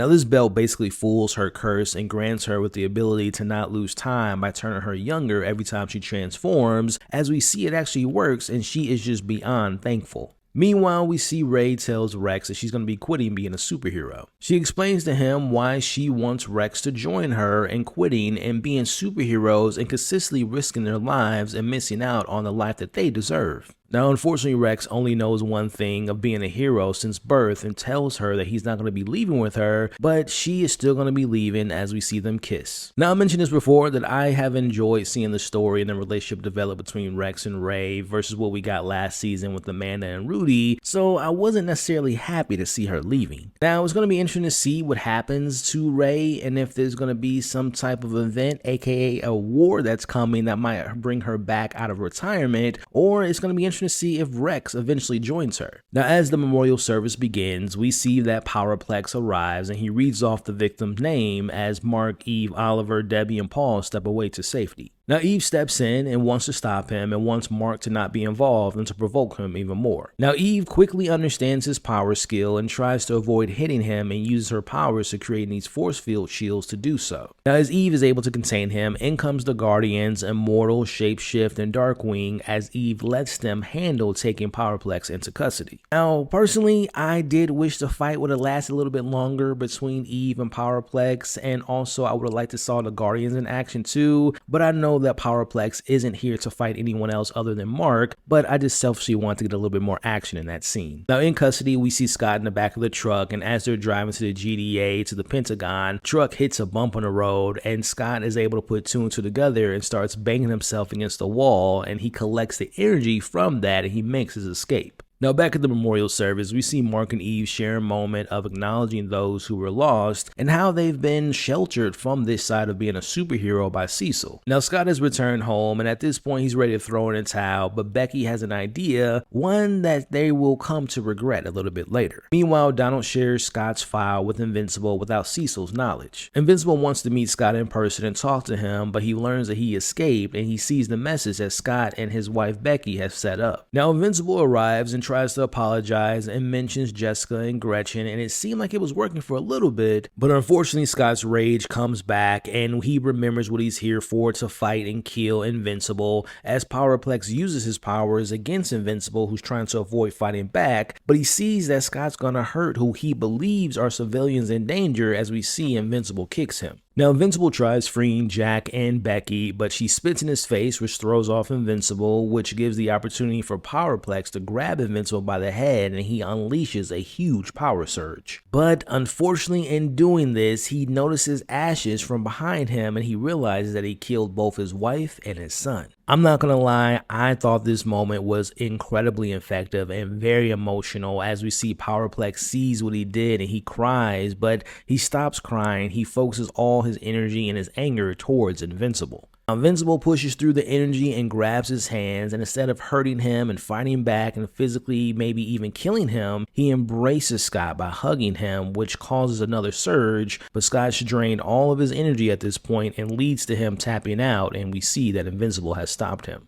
Now, in the custody of the GDA in a cell, we find out that Scott's disc cannot be removed from his body, but he's going to be under a rehabilitation program like Sinclair and Darkwing were, and he could be maybe used as a hero later on. Now, Invincible wants a moment alone with Scott, and he tells him, I remember them. Jessica and Gretchen. I didn't know their names before, but I remember them. I think that was a mistake now. I hope that's a comfort to you. Scott doesn't accept his apology and tells Invincible that he's going to break out eventually, and when he does, he's going to get his revenge. As we end this episode with seeing Eve coming to pay a visit to Mark, and she comforts him, but off in the distance, we see another drone is watching from afar. Which brings us into this week's incredible post-credit scene where we officially see Angstrom with the scar across his face that was left from Mark from their last encounter, as he has gathered other Invincibles from across the multiverse to get his revenge and to start up the Invincible War. What did I just witness? This week's episode gave us no time to breathe. I wasn't even able to fully process what was going on at points because it was just non-stop with the invasion. But unfortunately, we did have to say goodbye to a lot of characters, but one in particular who was one of my favorites. The war is here, and it is time to discuss and break down and review Season 3, Episode 7, which I think will go down as one of the greats of Invincible. Full spoilers ahead. We open this episode with a flashback to Season 2's finale where we saw Mark, who thought that he killed Angstrom. But we see that he was barely hanging on to his life before he opened a portal to a dimension where the mysterious doctor technicians who fixed him before are yet again tasked with helping him recover from his smashed-in face. Now, months later, we see the evil Marks from the other dimensions enter into our Mark's world, as Day 1 has begun, where Angstrom tells the other Marks, Go! Destroy everything in your path! Make them see Invincible! Make them fear Invincible! Make them hate! As the technicians watch from the shadows. Now we cut to present day where we find Mark is still reeling after the events from Powerplex as he tells Eve that he can't help but to blame himself for everything that happened. Now we see them both discussing their complicated relationship with their parents as Invincible Inc. gets a call from the prison that needs Invincible's attention ASAP, reason being that Invincible is the one causing the problem at the prison. As the plan so far is working, as it's making people think that their planet's Invincible is doing all this, with the goal being to destroying and tarnishing the heroic legacy of Invincible. Meanwhile, we see more of the calm before the storm as Rex is helping Ray move into her new place, but they're interrupted by the invasion. As Rex and Ray both suit up, but Rex has her hang back because he wants her to stick to her decision to being retired. Unfortunately, little did she know that she was giving him the kiss of death, and this would be the last time that she would be around Rex. Now back at the prison, our Invincible sees the destruction left by Marcus Sebastian Grayson, aka Mohawk Mark. This Mark clearly loves causing mayhem and chaos and avoids telling Invincible how he got to this earth. As Mohawk Invincible and Prime Invincible have a meeting of the fists and they begin to fight, as we see each one of them having an upper hand in this fight, but we see our Mark manages to knock out Mohawk Mark by smashing his hands against the side of his jaw. Meanwhile, members of Capes Inc. arrive, and that's Kid, Thor, Bolt, and Knockout, as they see Prime Invincible and they think that he's one of the other variants and they begin to fight him. Now during during this, the prisoners are escaping, and one of them happen to be Powerplex, who's pleased to see that the others are finally seeing Invincible for who he believes that he is. As he's about to join a fight, Mohawk Mark awakes, and we get a little fight between them, but it doesn't last long because the evil Mark doesn't hold his punches like our Mark does, as he is able to make light work of Powerplex, and he rejoins the main fight. Now at the Grayson house, Debbie and Oliver and other characters watch the breaking news on the attack. The news makes it public knowledge that it's not our Invincible creating the situation, but it's several lookalikes instead who are destroying things around the world. Now if there's one thing that I really enjoy about Oliver so far, it's the fact that he's always down for that action. Like, he is ready to fight no matter the circumstances, as he wants to help out, but we see Debbie tries to stop him in fear of him losing his life, but she's able to realize the magnitude of the situation. Now, if I were to criticize something early on, and honestly throughout this very epic episode, it's the moments that we didn't see. Perfect example, we cut back to the prison where we find Mohawk Mark is still out, but the last scene had our Invincible getting beat up by the Capes Inc. Now, obviously, they were eventually able to recognize what was happening, and they stopped fighting our Mark and fought the other one instead, but I would have liked to have seen that fight. Now, they do the same thing literally seconds later, as our Mark heads off to go fight some other Invincibles, and he leaves the Capes Inc. with Mohawk to take him in. Now he awakes, and we later see that they weren't able to contain him, but we don't see what happened in that scene. There's other examples throughout this episode where I felt like there were scenes that felt like they were throwing us into the end of the scene, and we didn't get to see what happened. I bet that there may be like a longer version of this episode left on the cutting room floor with more fights and more little details that were probably cut because of budgetary reasons or just because they wanted to fit within their normal runtime. Now at the Pentagon, we see that they're under attack, and we see that both Cecil and Donald took some serious damage, but they were able to survive with the help of the reanimant that managed to kill one of the evil variants. Their intel has at least 18 variants out there, but the good news is that not all the Invincibles share the same power level, as Cecil sees this as a chance and sets forth a plan to respond. Now that brings us into day 2, where we hear Angstrom laughing at the devastation that he's created so far. We see more of the heroes and members of the Cape Inc. joining the fight, led by Brittany, aka Britt. Now for those wondering, this character is voiced by the incredible Jonathan Banks. Shout out to the Breaking Bad back-to-back episodes here with characters from that show, but this character Britt is making their debut on the show and is hopefully going to have a bigger role moving forward. But in the comics, I would say Britt is a mixture of Captain America meets Wolverine because of his leadership skills, but also because of his invulnerability and his decelerated aging. Meanwhile, we see little Oliver's getting his opportunity to being a hero as he's saving civilians in need. Now, unfortunately, he still has a lot of learning to do, as Oliver thinks that he sees Mark flying in the sky, but as he catches up to him, he finds out that it's not his Mark, but instead it's Spider Mark. Now, we see Mark and Eve are flying in the sky, trying to figure out where to go next, as Mark realizes that the only person that's capable of doing this is dead, so at this point, he still is refusing to believe that Angstrom is alive. Again, this episode gave us zero breaks, as we get another cool action sequence, as we see another cool looking evil Mark fighting against 5 very strong and capable heroes, but he still manages to hold his own until he catches a punch from our prime Invincible. Now cut to all the way to the other side of the world, where we find Immortal fighting Mark 7, or No Lenses Mark, who almost gets possessed by the mysterious mummy, whose random appearances continue to seem to be some type of inside joke amongst the writers. Now we see Jane and Riley are back as well as they make their escape. Now as far as I can tell, these are not comic book characters, so their story and where it's going is still a mystery. Again, this could be an inside joke, or it might have a meaning to the overall story, but so far it just seems extremely random. Now back with Oliver and Spider Mark, Oliver manages to hold his own against him before getting help by the other heroes. Again, I wish we could have saw the fight from them in the sky all the way to the ground, but again, it seems like the purpose of this episode was just to go at this breakneck pace and miss out on all the little details and moments by just enjoying the overall action.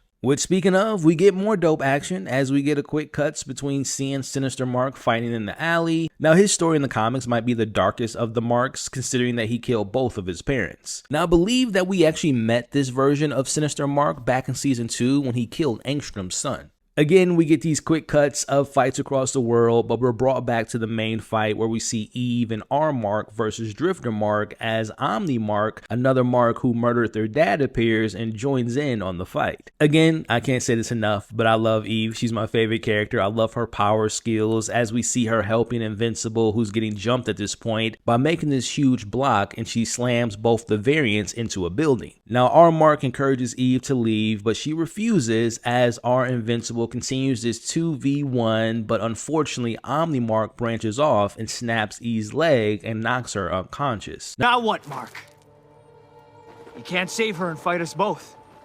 Yeah, you're fucked, dude. Now the Reanimen arrive to help as Donald gets permission from Cecil to join in on the action. Now back with the Guardians, lensless Invincible is having the time of his life as he's battling them. Now we see this evil Mark has laid waste to the rest of the team and rips Shapesmith in half like an android from the Alien movies as Darkwing gets his leg snapped and Kate's gets split in half with ease. Now lensless Invincible is mocking them as he makes fun of Shapeshift's last words. Help! I don't want to not be living! Wasn't that it? Or oh no, it was, oh no, I'm going to not be alive! You're a weird dude. Now Immortal tries his best to keep up, but ultimately he gets his head snapped off yet again. But my absolute favorite moment of this scene is seeing his head being used like a soccer ball as it gets thrown into Kate's duplicate and splits her in half. Now Darkwing still has fight in him as he takes lensless Invincible into the Shadowverse, leaving Black Samsung and Shapesmith and Duplicate as the only survivors. Now during all this, we see Rick saves William from a piece of a building falling on him. We also see Debbie and Paul leave the Grayson house before one of the evil Marks find them. Now if I'm being honest, I thought this was kind of silly that Angstrom didn't send the evil Marks to attack his closest loved ones. You would have thought that Angstrom would have had Debbie, Oliver, and Eve on the top of this list of people that were going to be killed immediately. Now meanwhile, we see our other team in action versus another evil Mark, and I believe we met this Mark last season. I believe their name might be Parallel Mark, who, if you remember, paralyzed Eve on his world back in the season 2 opener. Now Bulletproof tries his best, but he doesn't last long as Rudy tries to get help from Rex to get Amanda to safety. Now this is a big moment here because the show has really been building to this moment for Rex for a while as he does the hero thing and hangs back to assure that the others make it to safety. As we watch, Rex does his best to avoid dying and really using everything he can get his hands on to explode, but unfortunately it barely makes any damage. As Parallel Mark gets his hands on Rex and he tells him, That was pointless. Kinda like your entire life. I'm gonna pop your head off, and then I'm gonna catch the others and skin them alive. If you're worried you're gonna bleed to death before I kill you, you're dumber than even the Rex from my world. But before Rex meets his demise, he has one more trick up his sleeve as he says, I've got one thing left. Mm-hmm. And what's that?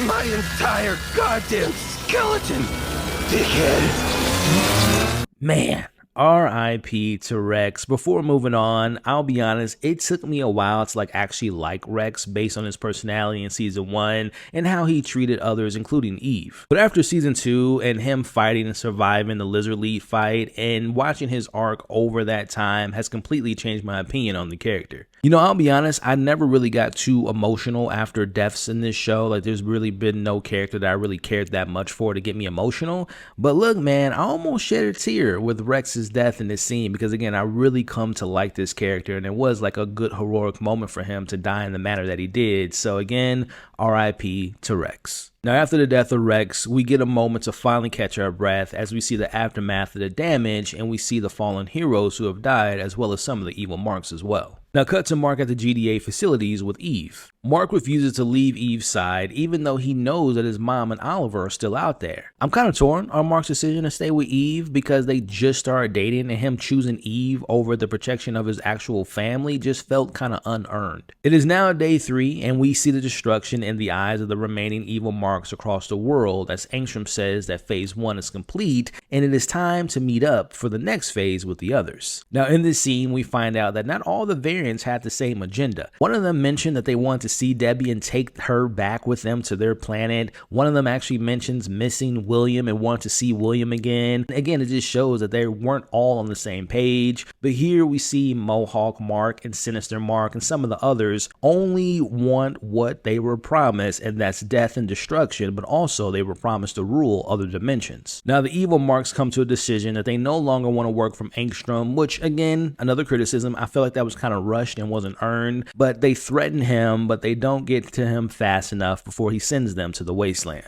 Now back with Mark, he is told by Cecil who's behind all this as he portals in to face Angstrom again face to face. Man, I was so proud of Mark during this matchup because he learned from their last fight and he isn't getting caught in one of Angstrom's portals and he avoids them while defending himself against the drones being thrown at him every which way. Angstrom has millions, if not billions more drones made as he throws them at Mark all at once as Mark tries to withstand from being thrown into a portal. Now the threat of losing those he loved was just the motivation Mark needed to punching through the drones and eventually getting his hands on Angstrom. As Mark has Angstrom in his hands and he can end him right now, but again, the whole through line of this season so far is him trying to restrain himself, trying not to kill, so we see him hesitate in this moment as Oliver arrives and he encourages him, as Oliver normally has done this season. He wants that blood, he wants death, right? And it kind of makes sense where we are at this point in the show and how all this destruction has come to be, but he encourages Mark to kill Angstrom, and it appeared that Mark was going to do so, but again, the hesitation allows Angstrom to create a portal and he just makes it out before getting his arm taken off. Now back with the technicians, Angstrom demands that they fix him immediately, but they refuse and they tell him, "You failed to honor.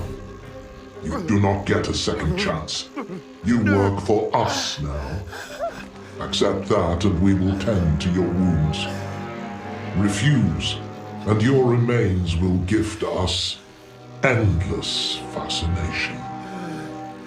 Now for those wondering, the technicians are a group of highly skilled surgeons specializing in medical technology. Now in the comics, the robot says the technician poisoned themselves and drained countless worlds to exploit to stay alive. Now back with Mark, he's still by Eve's side, and yet again we end in the place where we began this episode with Mark having regrets and blaming himself, but we see Cecil steps in and gives him a pep talk about how he's a good guy and how this event was a way to bring the world closer together and they will rebuild for next time and they're going to be more prepared for next time as well. As Mark tells Cecil that he's going to help with the rebuild for now, but they're still not going to be working together after. As we come to a conclusion to this episode, we see Mark arrives to New York helping Oliver, who's happy to see his big brother, and he gives him a big hug. Now, even though we see the destruction going on in the world, Powerplex does not care because he notices Invincible there and he begins attacking him until Oliver punches him out. We watch as Mark and Oliver pin him down until he's run out of all of his energy, but Powerplex is taken away and he tells everyone that's there and reminds them that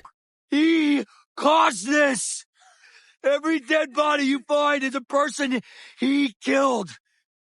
This is all Invincible's fault! Now back with Eve, we see Mark inadvertently meets her parents, and we get this callback to Eve's childhood friend that we met in Eve's special as we find out that she recently died. As we find out that Immortal is back, he has his head reattached to his head, and we see Kate's happy to see that he's alive. As he tells Cecil that him and Kate are done being superheroes and they want to retire to start a family. Meanwhile, we see Cecil's going to start the process of rebuilding the Guardians, and he wants Mark to lead them. Now Mark tells Cecil he isn't that guy, he doesn't want to lead the Guardians, but Cecil tells him, "You're the only one that stood up to me, like you're fit for this role." But again, Mark declines his offer, but we get this kind of nice moment between the two characters here. So if you need someone to talk to, you're the last person I want to talk to right now. Thanks. As we approach our final scene where we see Mark helping with the cleanup and he's on the verge of a mental breakdown, and man, when I tell you, the perfect timing here, right? As we see Conquest arrives. And ready for my arrival, worm. You don't understand. All this is my fault. as Mark tells Conquest, who by the way is voiced by Negan himself in the incredible Jeffrey Dean Morgan, that all he wants to do is hit something as hard as he can as we watch them flying toward each other with full force. Now for those that aren't aware, Conquest is a goddamn beast. He is a high-ranking Viltrumite veteran warrior and the second most powerful Viltrumite in the Viltrum Empire. Now I really hope that Mark took the time to read his father's books that he discovered from last season, and I hope he puts that information to use because he's going to need it against Conquest. Because look, at the end of the day, Mark cannot hold back like he's been doing in the past. He's going to have to kill Conquest in order to survive. Now, I already told you people, first one's free. Then what I say? I said I will shut that shit down. So, back to it. I don't care how strong you are. I don't care how fast you are. I can see the future. You don't live to see tomorrow. Tonight, we are going to witness the most anticipated match in the history. Are you ready? Let's get ready to rumble!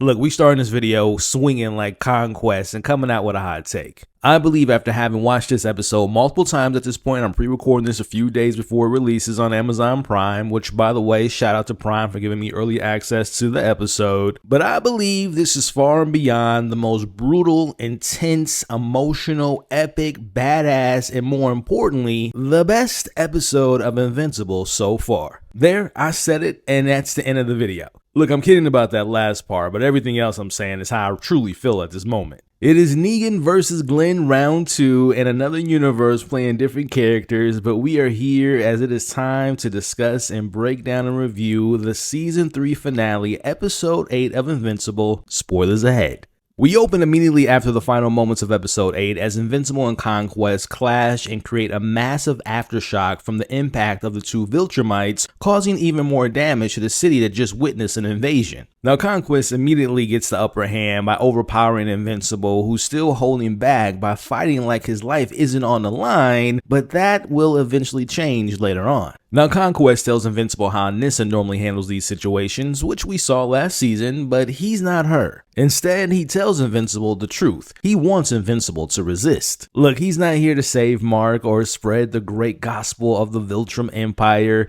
He's here simply for the love of the game. Invincible takes heed of Conquest's excitement for battle and punches and tackles him into multiple buildings, thinking he's doing something impressive. Now, the destruction here at the start, I'm assuming that most of the city has evacuated most of the buildings, and the body count won't be as high as it was in Chicago in Season 1, and there won't be much collateral damage, but the show makes sure to change that level, that high level of the body count and the collateral damage later on in this episode. As we see, Conquest isn't affected by just being thrown in buildings, but instead he's even more amped and he wants more from Invincible, who gives it to him. Now we watch Invincible hit combos like never before. He's actually fighting like a hero who's come a long way and has taken beatdowns as he punches Conquest into the sky and tosses him off balance and takes a huge windup and punches Conquest into space. Look, there's plenty more action to come, but I have to take a moment to appreciate the level of aggression and confidence from Mark right now. I feel like a proud father or a big brother or something, because all these episodes of watching him getting his ass beat to watching him now,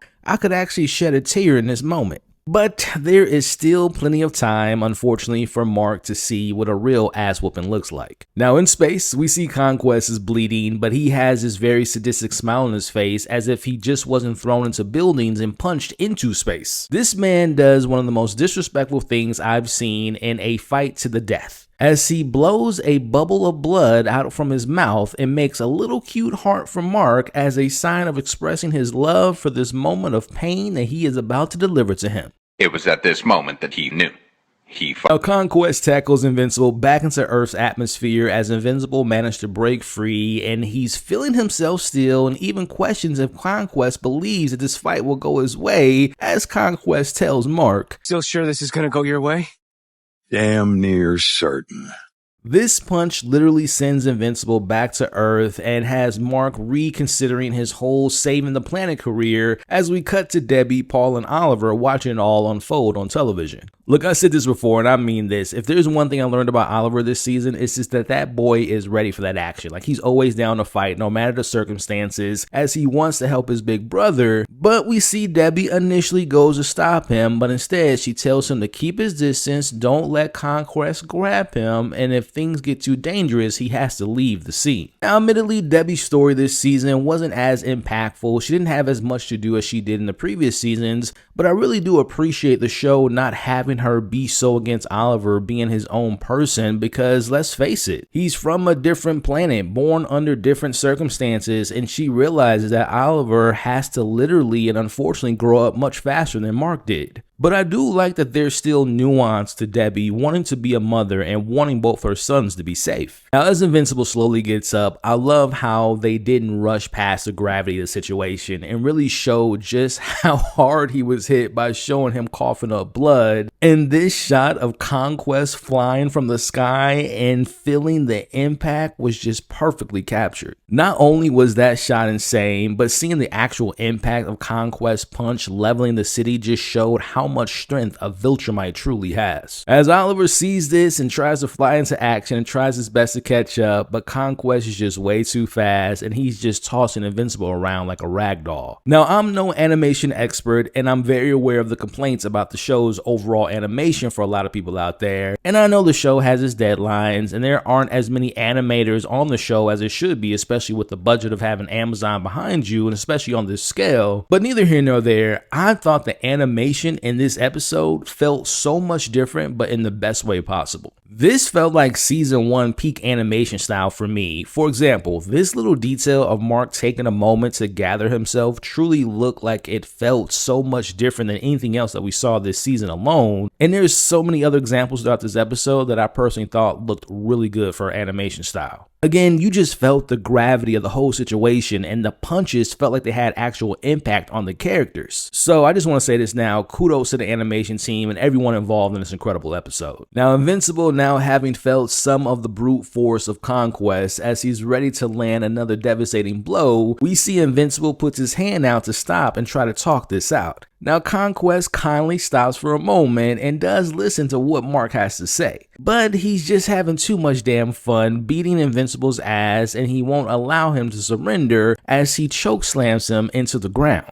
Conquest, being the nice guy that he is, we see him wiping the blood off Mark's face and gives him a pep talk that there's still a chance for him to pick himself up and tells him that he just needs the right motivation. So we see him look at the nearby civilians who are struggling after the devastation of what just happened in the city. Conquest lets him know his plans after killing Invincible and is killing everybody else on the planet, but in comes the perfect motivation for Mark as Oliver arrives and hits him with an uppercut, and for about 0.2 seconds, he's got a little bit of momentum going for him, but he quickly is reminded that he's way over his head. As Conquest slams him like an annoying gnat and grabs him by the foot, and he tells him, "And you are?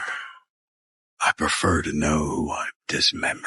Again, motivation as Invincible literally kicks back into action and frees Oliver. Invincible wants Oliver to leave, but it's too late because Conquest now has his sights on both of them as he's running straight towards them. Now, Conquest continues to mock Invincible's lack of wisdom and his lack of having that killer instinct needed to be a Viltrumite as he slams him through some more buildings and tosses him around more, and he ultimately demands that he show him his Viltrumite heart, and he wants to see Invincible's true power and his rage. Now, Invincible hits him with a massive headbutt and begins unloading on him with punches, and he doesn't stop until he slows down because of how exhausted he is after getting his ass whooped up until this point. Plus, literally just having saved the world from a bunch of versions of himself across the multiverse and going against Angstrom. Look, I'm an Invincible fan. I'm not trying to make excuses for my boy, but Invincible isn't 100% in this fight. Now back to the action. Conquest isn't impressed and lets Invincible know that this isn't gonna end well for him. Look, we're at the halfway point. Let's just call this halftime for my sports fans out there, and the score is not looking good for Mark. All right, let's have a little bit of sideline commentary here. Let's be honest, my boy Mark came in hot and he had the juice with him, but he completely underestimated the OG and the vet who's been doing this for God knows how long. If Mark is going to turn this around for himself, he's going to need some help. Which, speaking of help, back at the Pentagon, we see Cecil panicking because Earth's best defense is getting demolished by the strongest being Cecil's ever seen.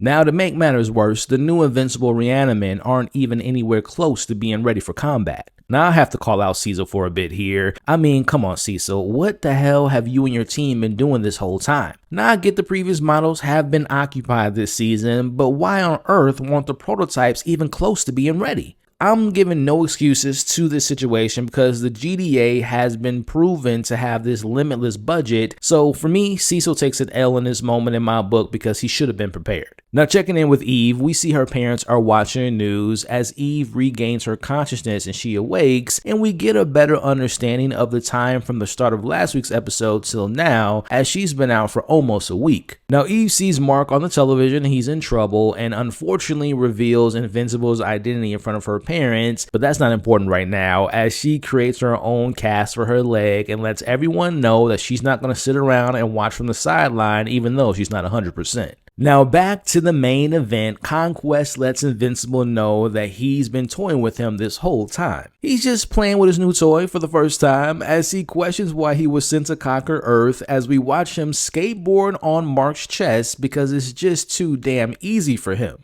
Conquest mentions Nolan and how he used to show promise when he was younger, and under his impression, he thinks that Nolan is dead, which we know that's not to be true. Now, Oliver re-enters the fight and drops the silliest line in a fight that I've heard in a very long time. But I know he's a kid, so I'll leave him alone. Now, the OG knows he's old, but he's strong, and he lets little Ollie know that he plans on splitting him in half and eating his heart. Nothing out of the ordinary, of course. As Conquest pimp slaps Invincible into the next block as he focuses his attention to Oliver. Oliver not only coughs up a good amount of blood after getting slapped by Conquest, but he also coughs up half of his teeth as well. Now, Conquest grabs little Oliver and begins ripping him from his feet to his head slowly as he's describing exactly what Oliver is going through in the moment. Now, Invincible stops him before killing Oliver as Cecil arrives to transport Oliver to safety. In the meantime, Cecil goes to speak to Eve, who reminds him of what she's capable of and lets him know that nobody will stop her from helping Mark. Now that we have seen just how powerful and playful Conquest can be and see how well he is with kids, we now enter into the fourth quarter and into the most brutal parts of this episode and arguably the show. Now, we thought the train scene from season 1 was bad with Nolan and Mark. Well, guess again.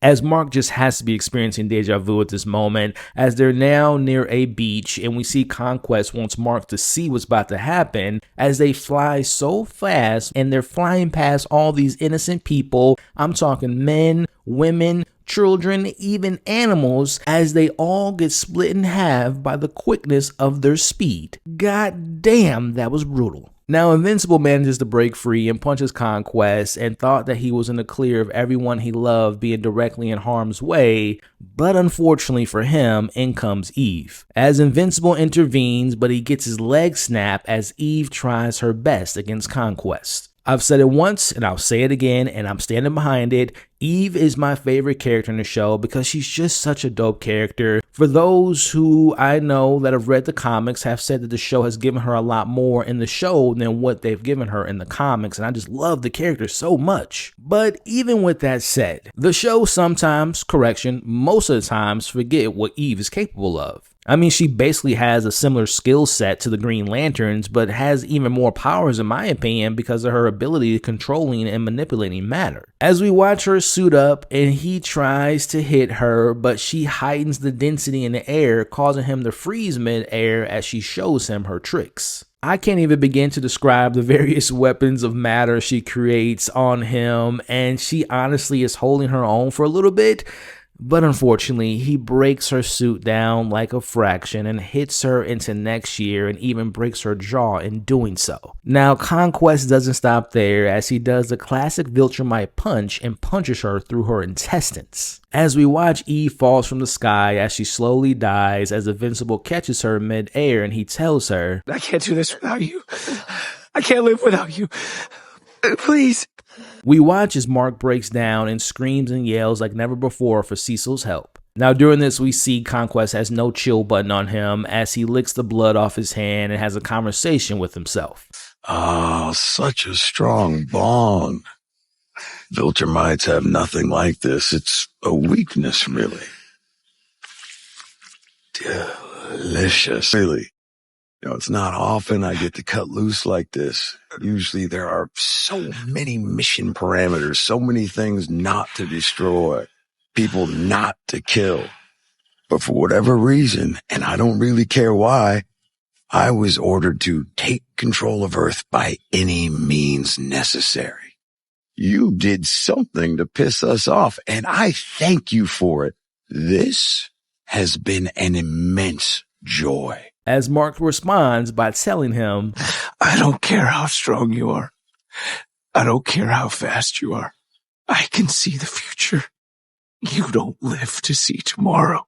Bars. Those were straight bars, Mark. That was cold as ice. I'm loving this I don't give a shit attitude right now from Mark because it's time for him to finally not care and fight to kill. Now, this is the motivation Conquest spoke of earlier because right now Mark thinks that Eve is dead, and right now all he wants is Conquest to be dead as well. Now, Conquest wants Mark to do his worst, which he does as he flies in the air, punches him, and lands by destroying Conquest's cybernetic arm, but unfortunately he breaks his forearm while doing so. But now running on pure adrenaline and rage, Mark uses his other arm and punches and kicks Conquest, but you notice the level of aggression and recklessness from Mark in this moment. Now Conquest notices the recklessness from Mark as he gives him a bear hug, but we see Savage Mark bites him, tearing off the muscle tissue. Now while Conquest and Mark continue to fight, we see Eve wakes up from her near-death state and rebuilds her entire body. More on that a little bit later. Now Mark takes notice of Eve's resurrection and he unfortunately gets distracted as we see Conquest takes the upper hand again. Now I don't know why, but I love this moment of Conquest sharing his personal story with Mark about how the other Viltrumites fear him and how he doesn't even have a name and how lonely he is and how he wants to cry sometimes but he just doesn't do it. And he tells Mark to take that to the grave while choking him was just so funny to me yet so badass at the same time.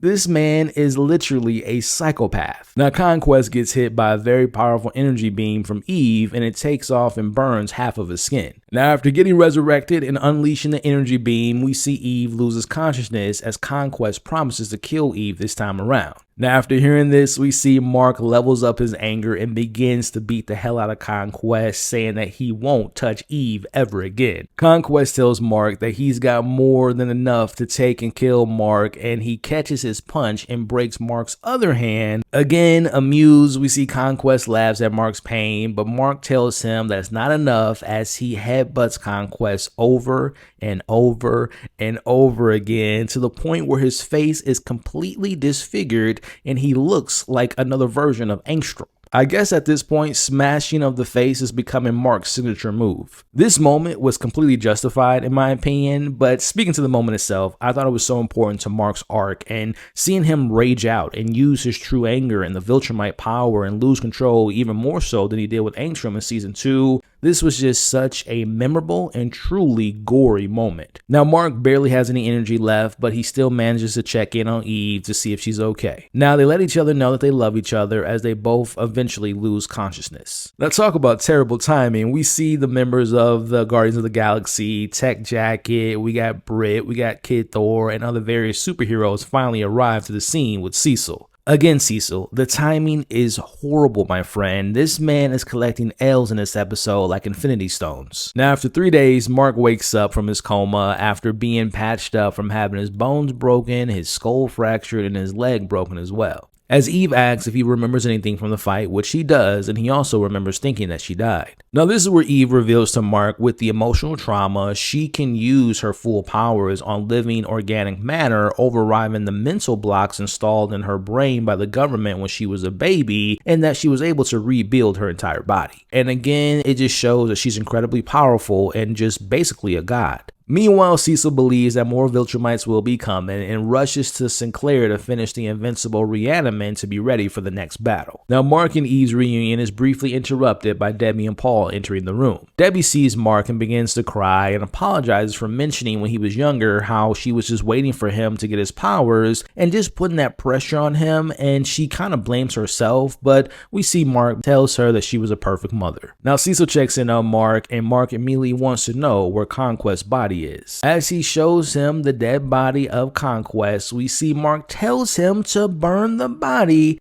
but we'll later find out that Cecil has other plans in mind. Now, I'm so glad that we got to see Rex's funeral and to continue to show the impact of the character's death to not only the story, but the characters also. Now, at the funeral, paying their respects, we see Eve and Mark and other superheroes, including Robot, who speaks about Rex and actually changes his name to Rex, which is actually a callback to the future version that we saw of him back in the season 2 finale. Now, of course, I can't go without mentioning in the background in the funeral, we see Shrinking Ray in the back crying, and she's completely devastated and heartbroken. We watch as Eve and Mark share to each other how much Rex meant to the both of them, and they both regret having not had gotten a chance to say goodbye to Rex. As they both realize being at this funeral how lucky they are to be alive, again I have to mention RIP to my boy Rex. Now, as we wrap up, which is something Mark and Eve aren't doing in this intimate scene, but we see them in bed, and I'm not entirely sure what the ooze coming from Mark's suit means. We end underground where the Setwoods set forth yet another plan to invade Earth as they build an army of workers and homeless people. Now, in space, we see the remains of the Viltrumite last seen fighting Battle Beast. Which, speaking of Battle Beast, we see him floating in space and he gets picked up by an alien species, and after briefly being on their ship, Battle Beast slowly wakes up as he says, "No!" Now, cut to the technicians giving Angstrom a new arm, which he's thankful for as all parties are working on the same team now, and he's provided them with a new home, and that's just the beginning of their new partnership together. Again, another L by Cecil, but this time around, I kind of understand his thought process behind this, but it's still a huge risk. As we cut to the middle of nowhere in the desert, where Cecil wants to get more answers about the oncoming Viltrumites. As we see, he kept Conquest's head and body and encased him in a 400-ton prison awaiting for him to awake. As our last scene of this season shows Oliver, who's happily recovering, and he looks forward to learning more from his big brother, who tells Oliver he was right, and he also tells him, "So if anyone else ever puts my family or anyone I love at risk, I won't hesitate to kill them."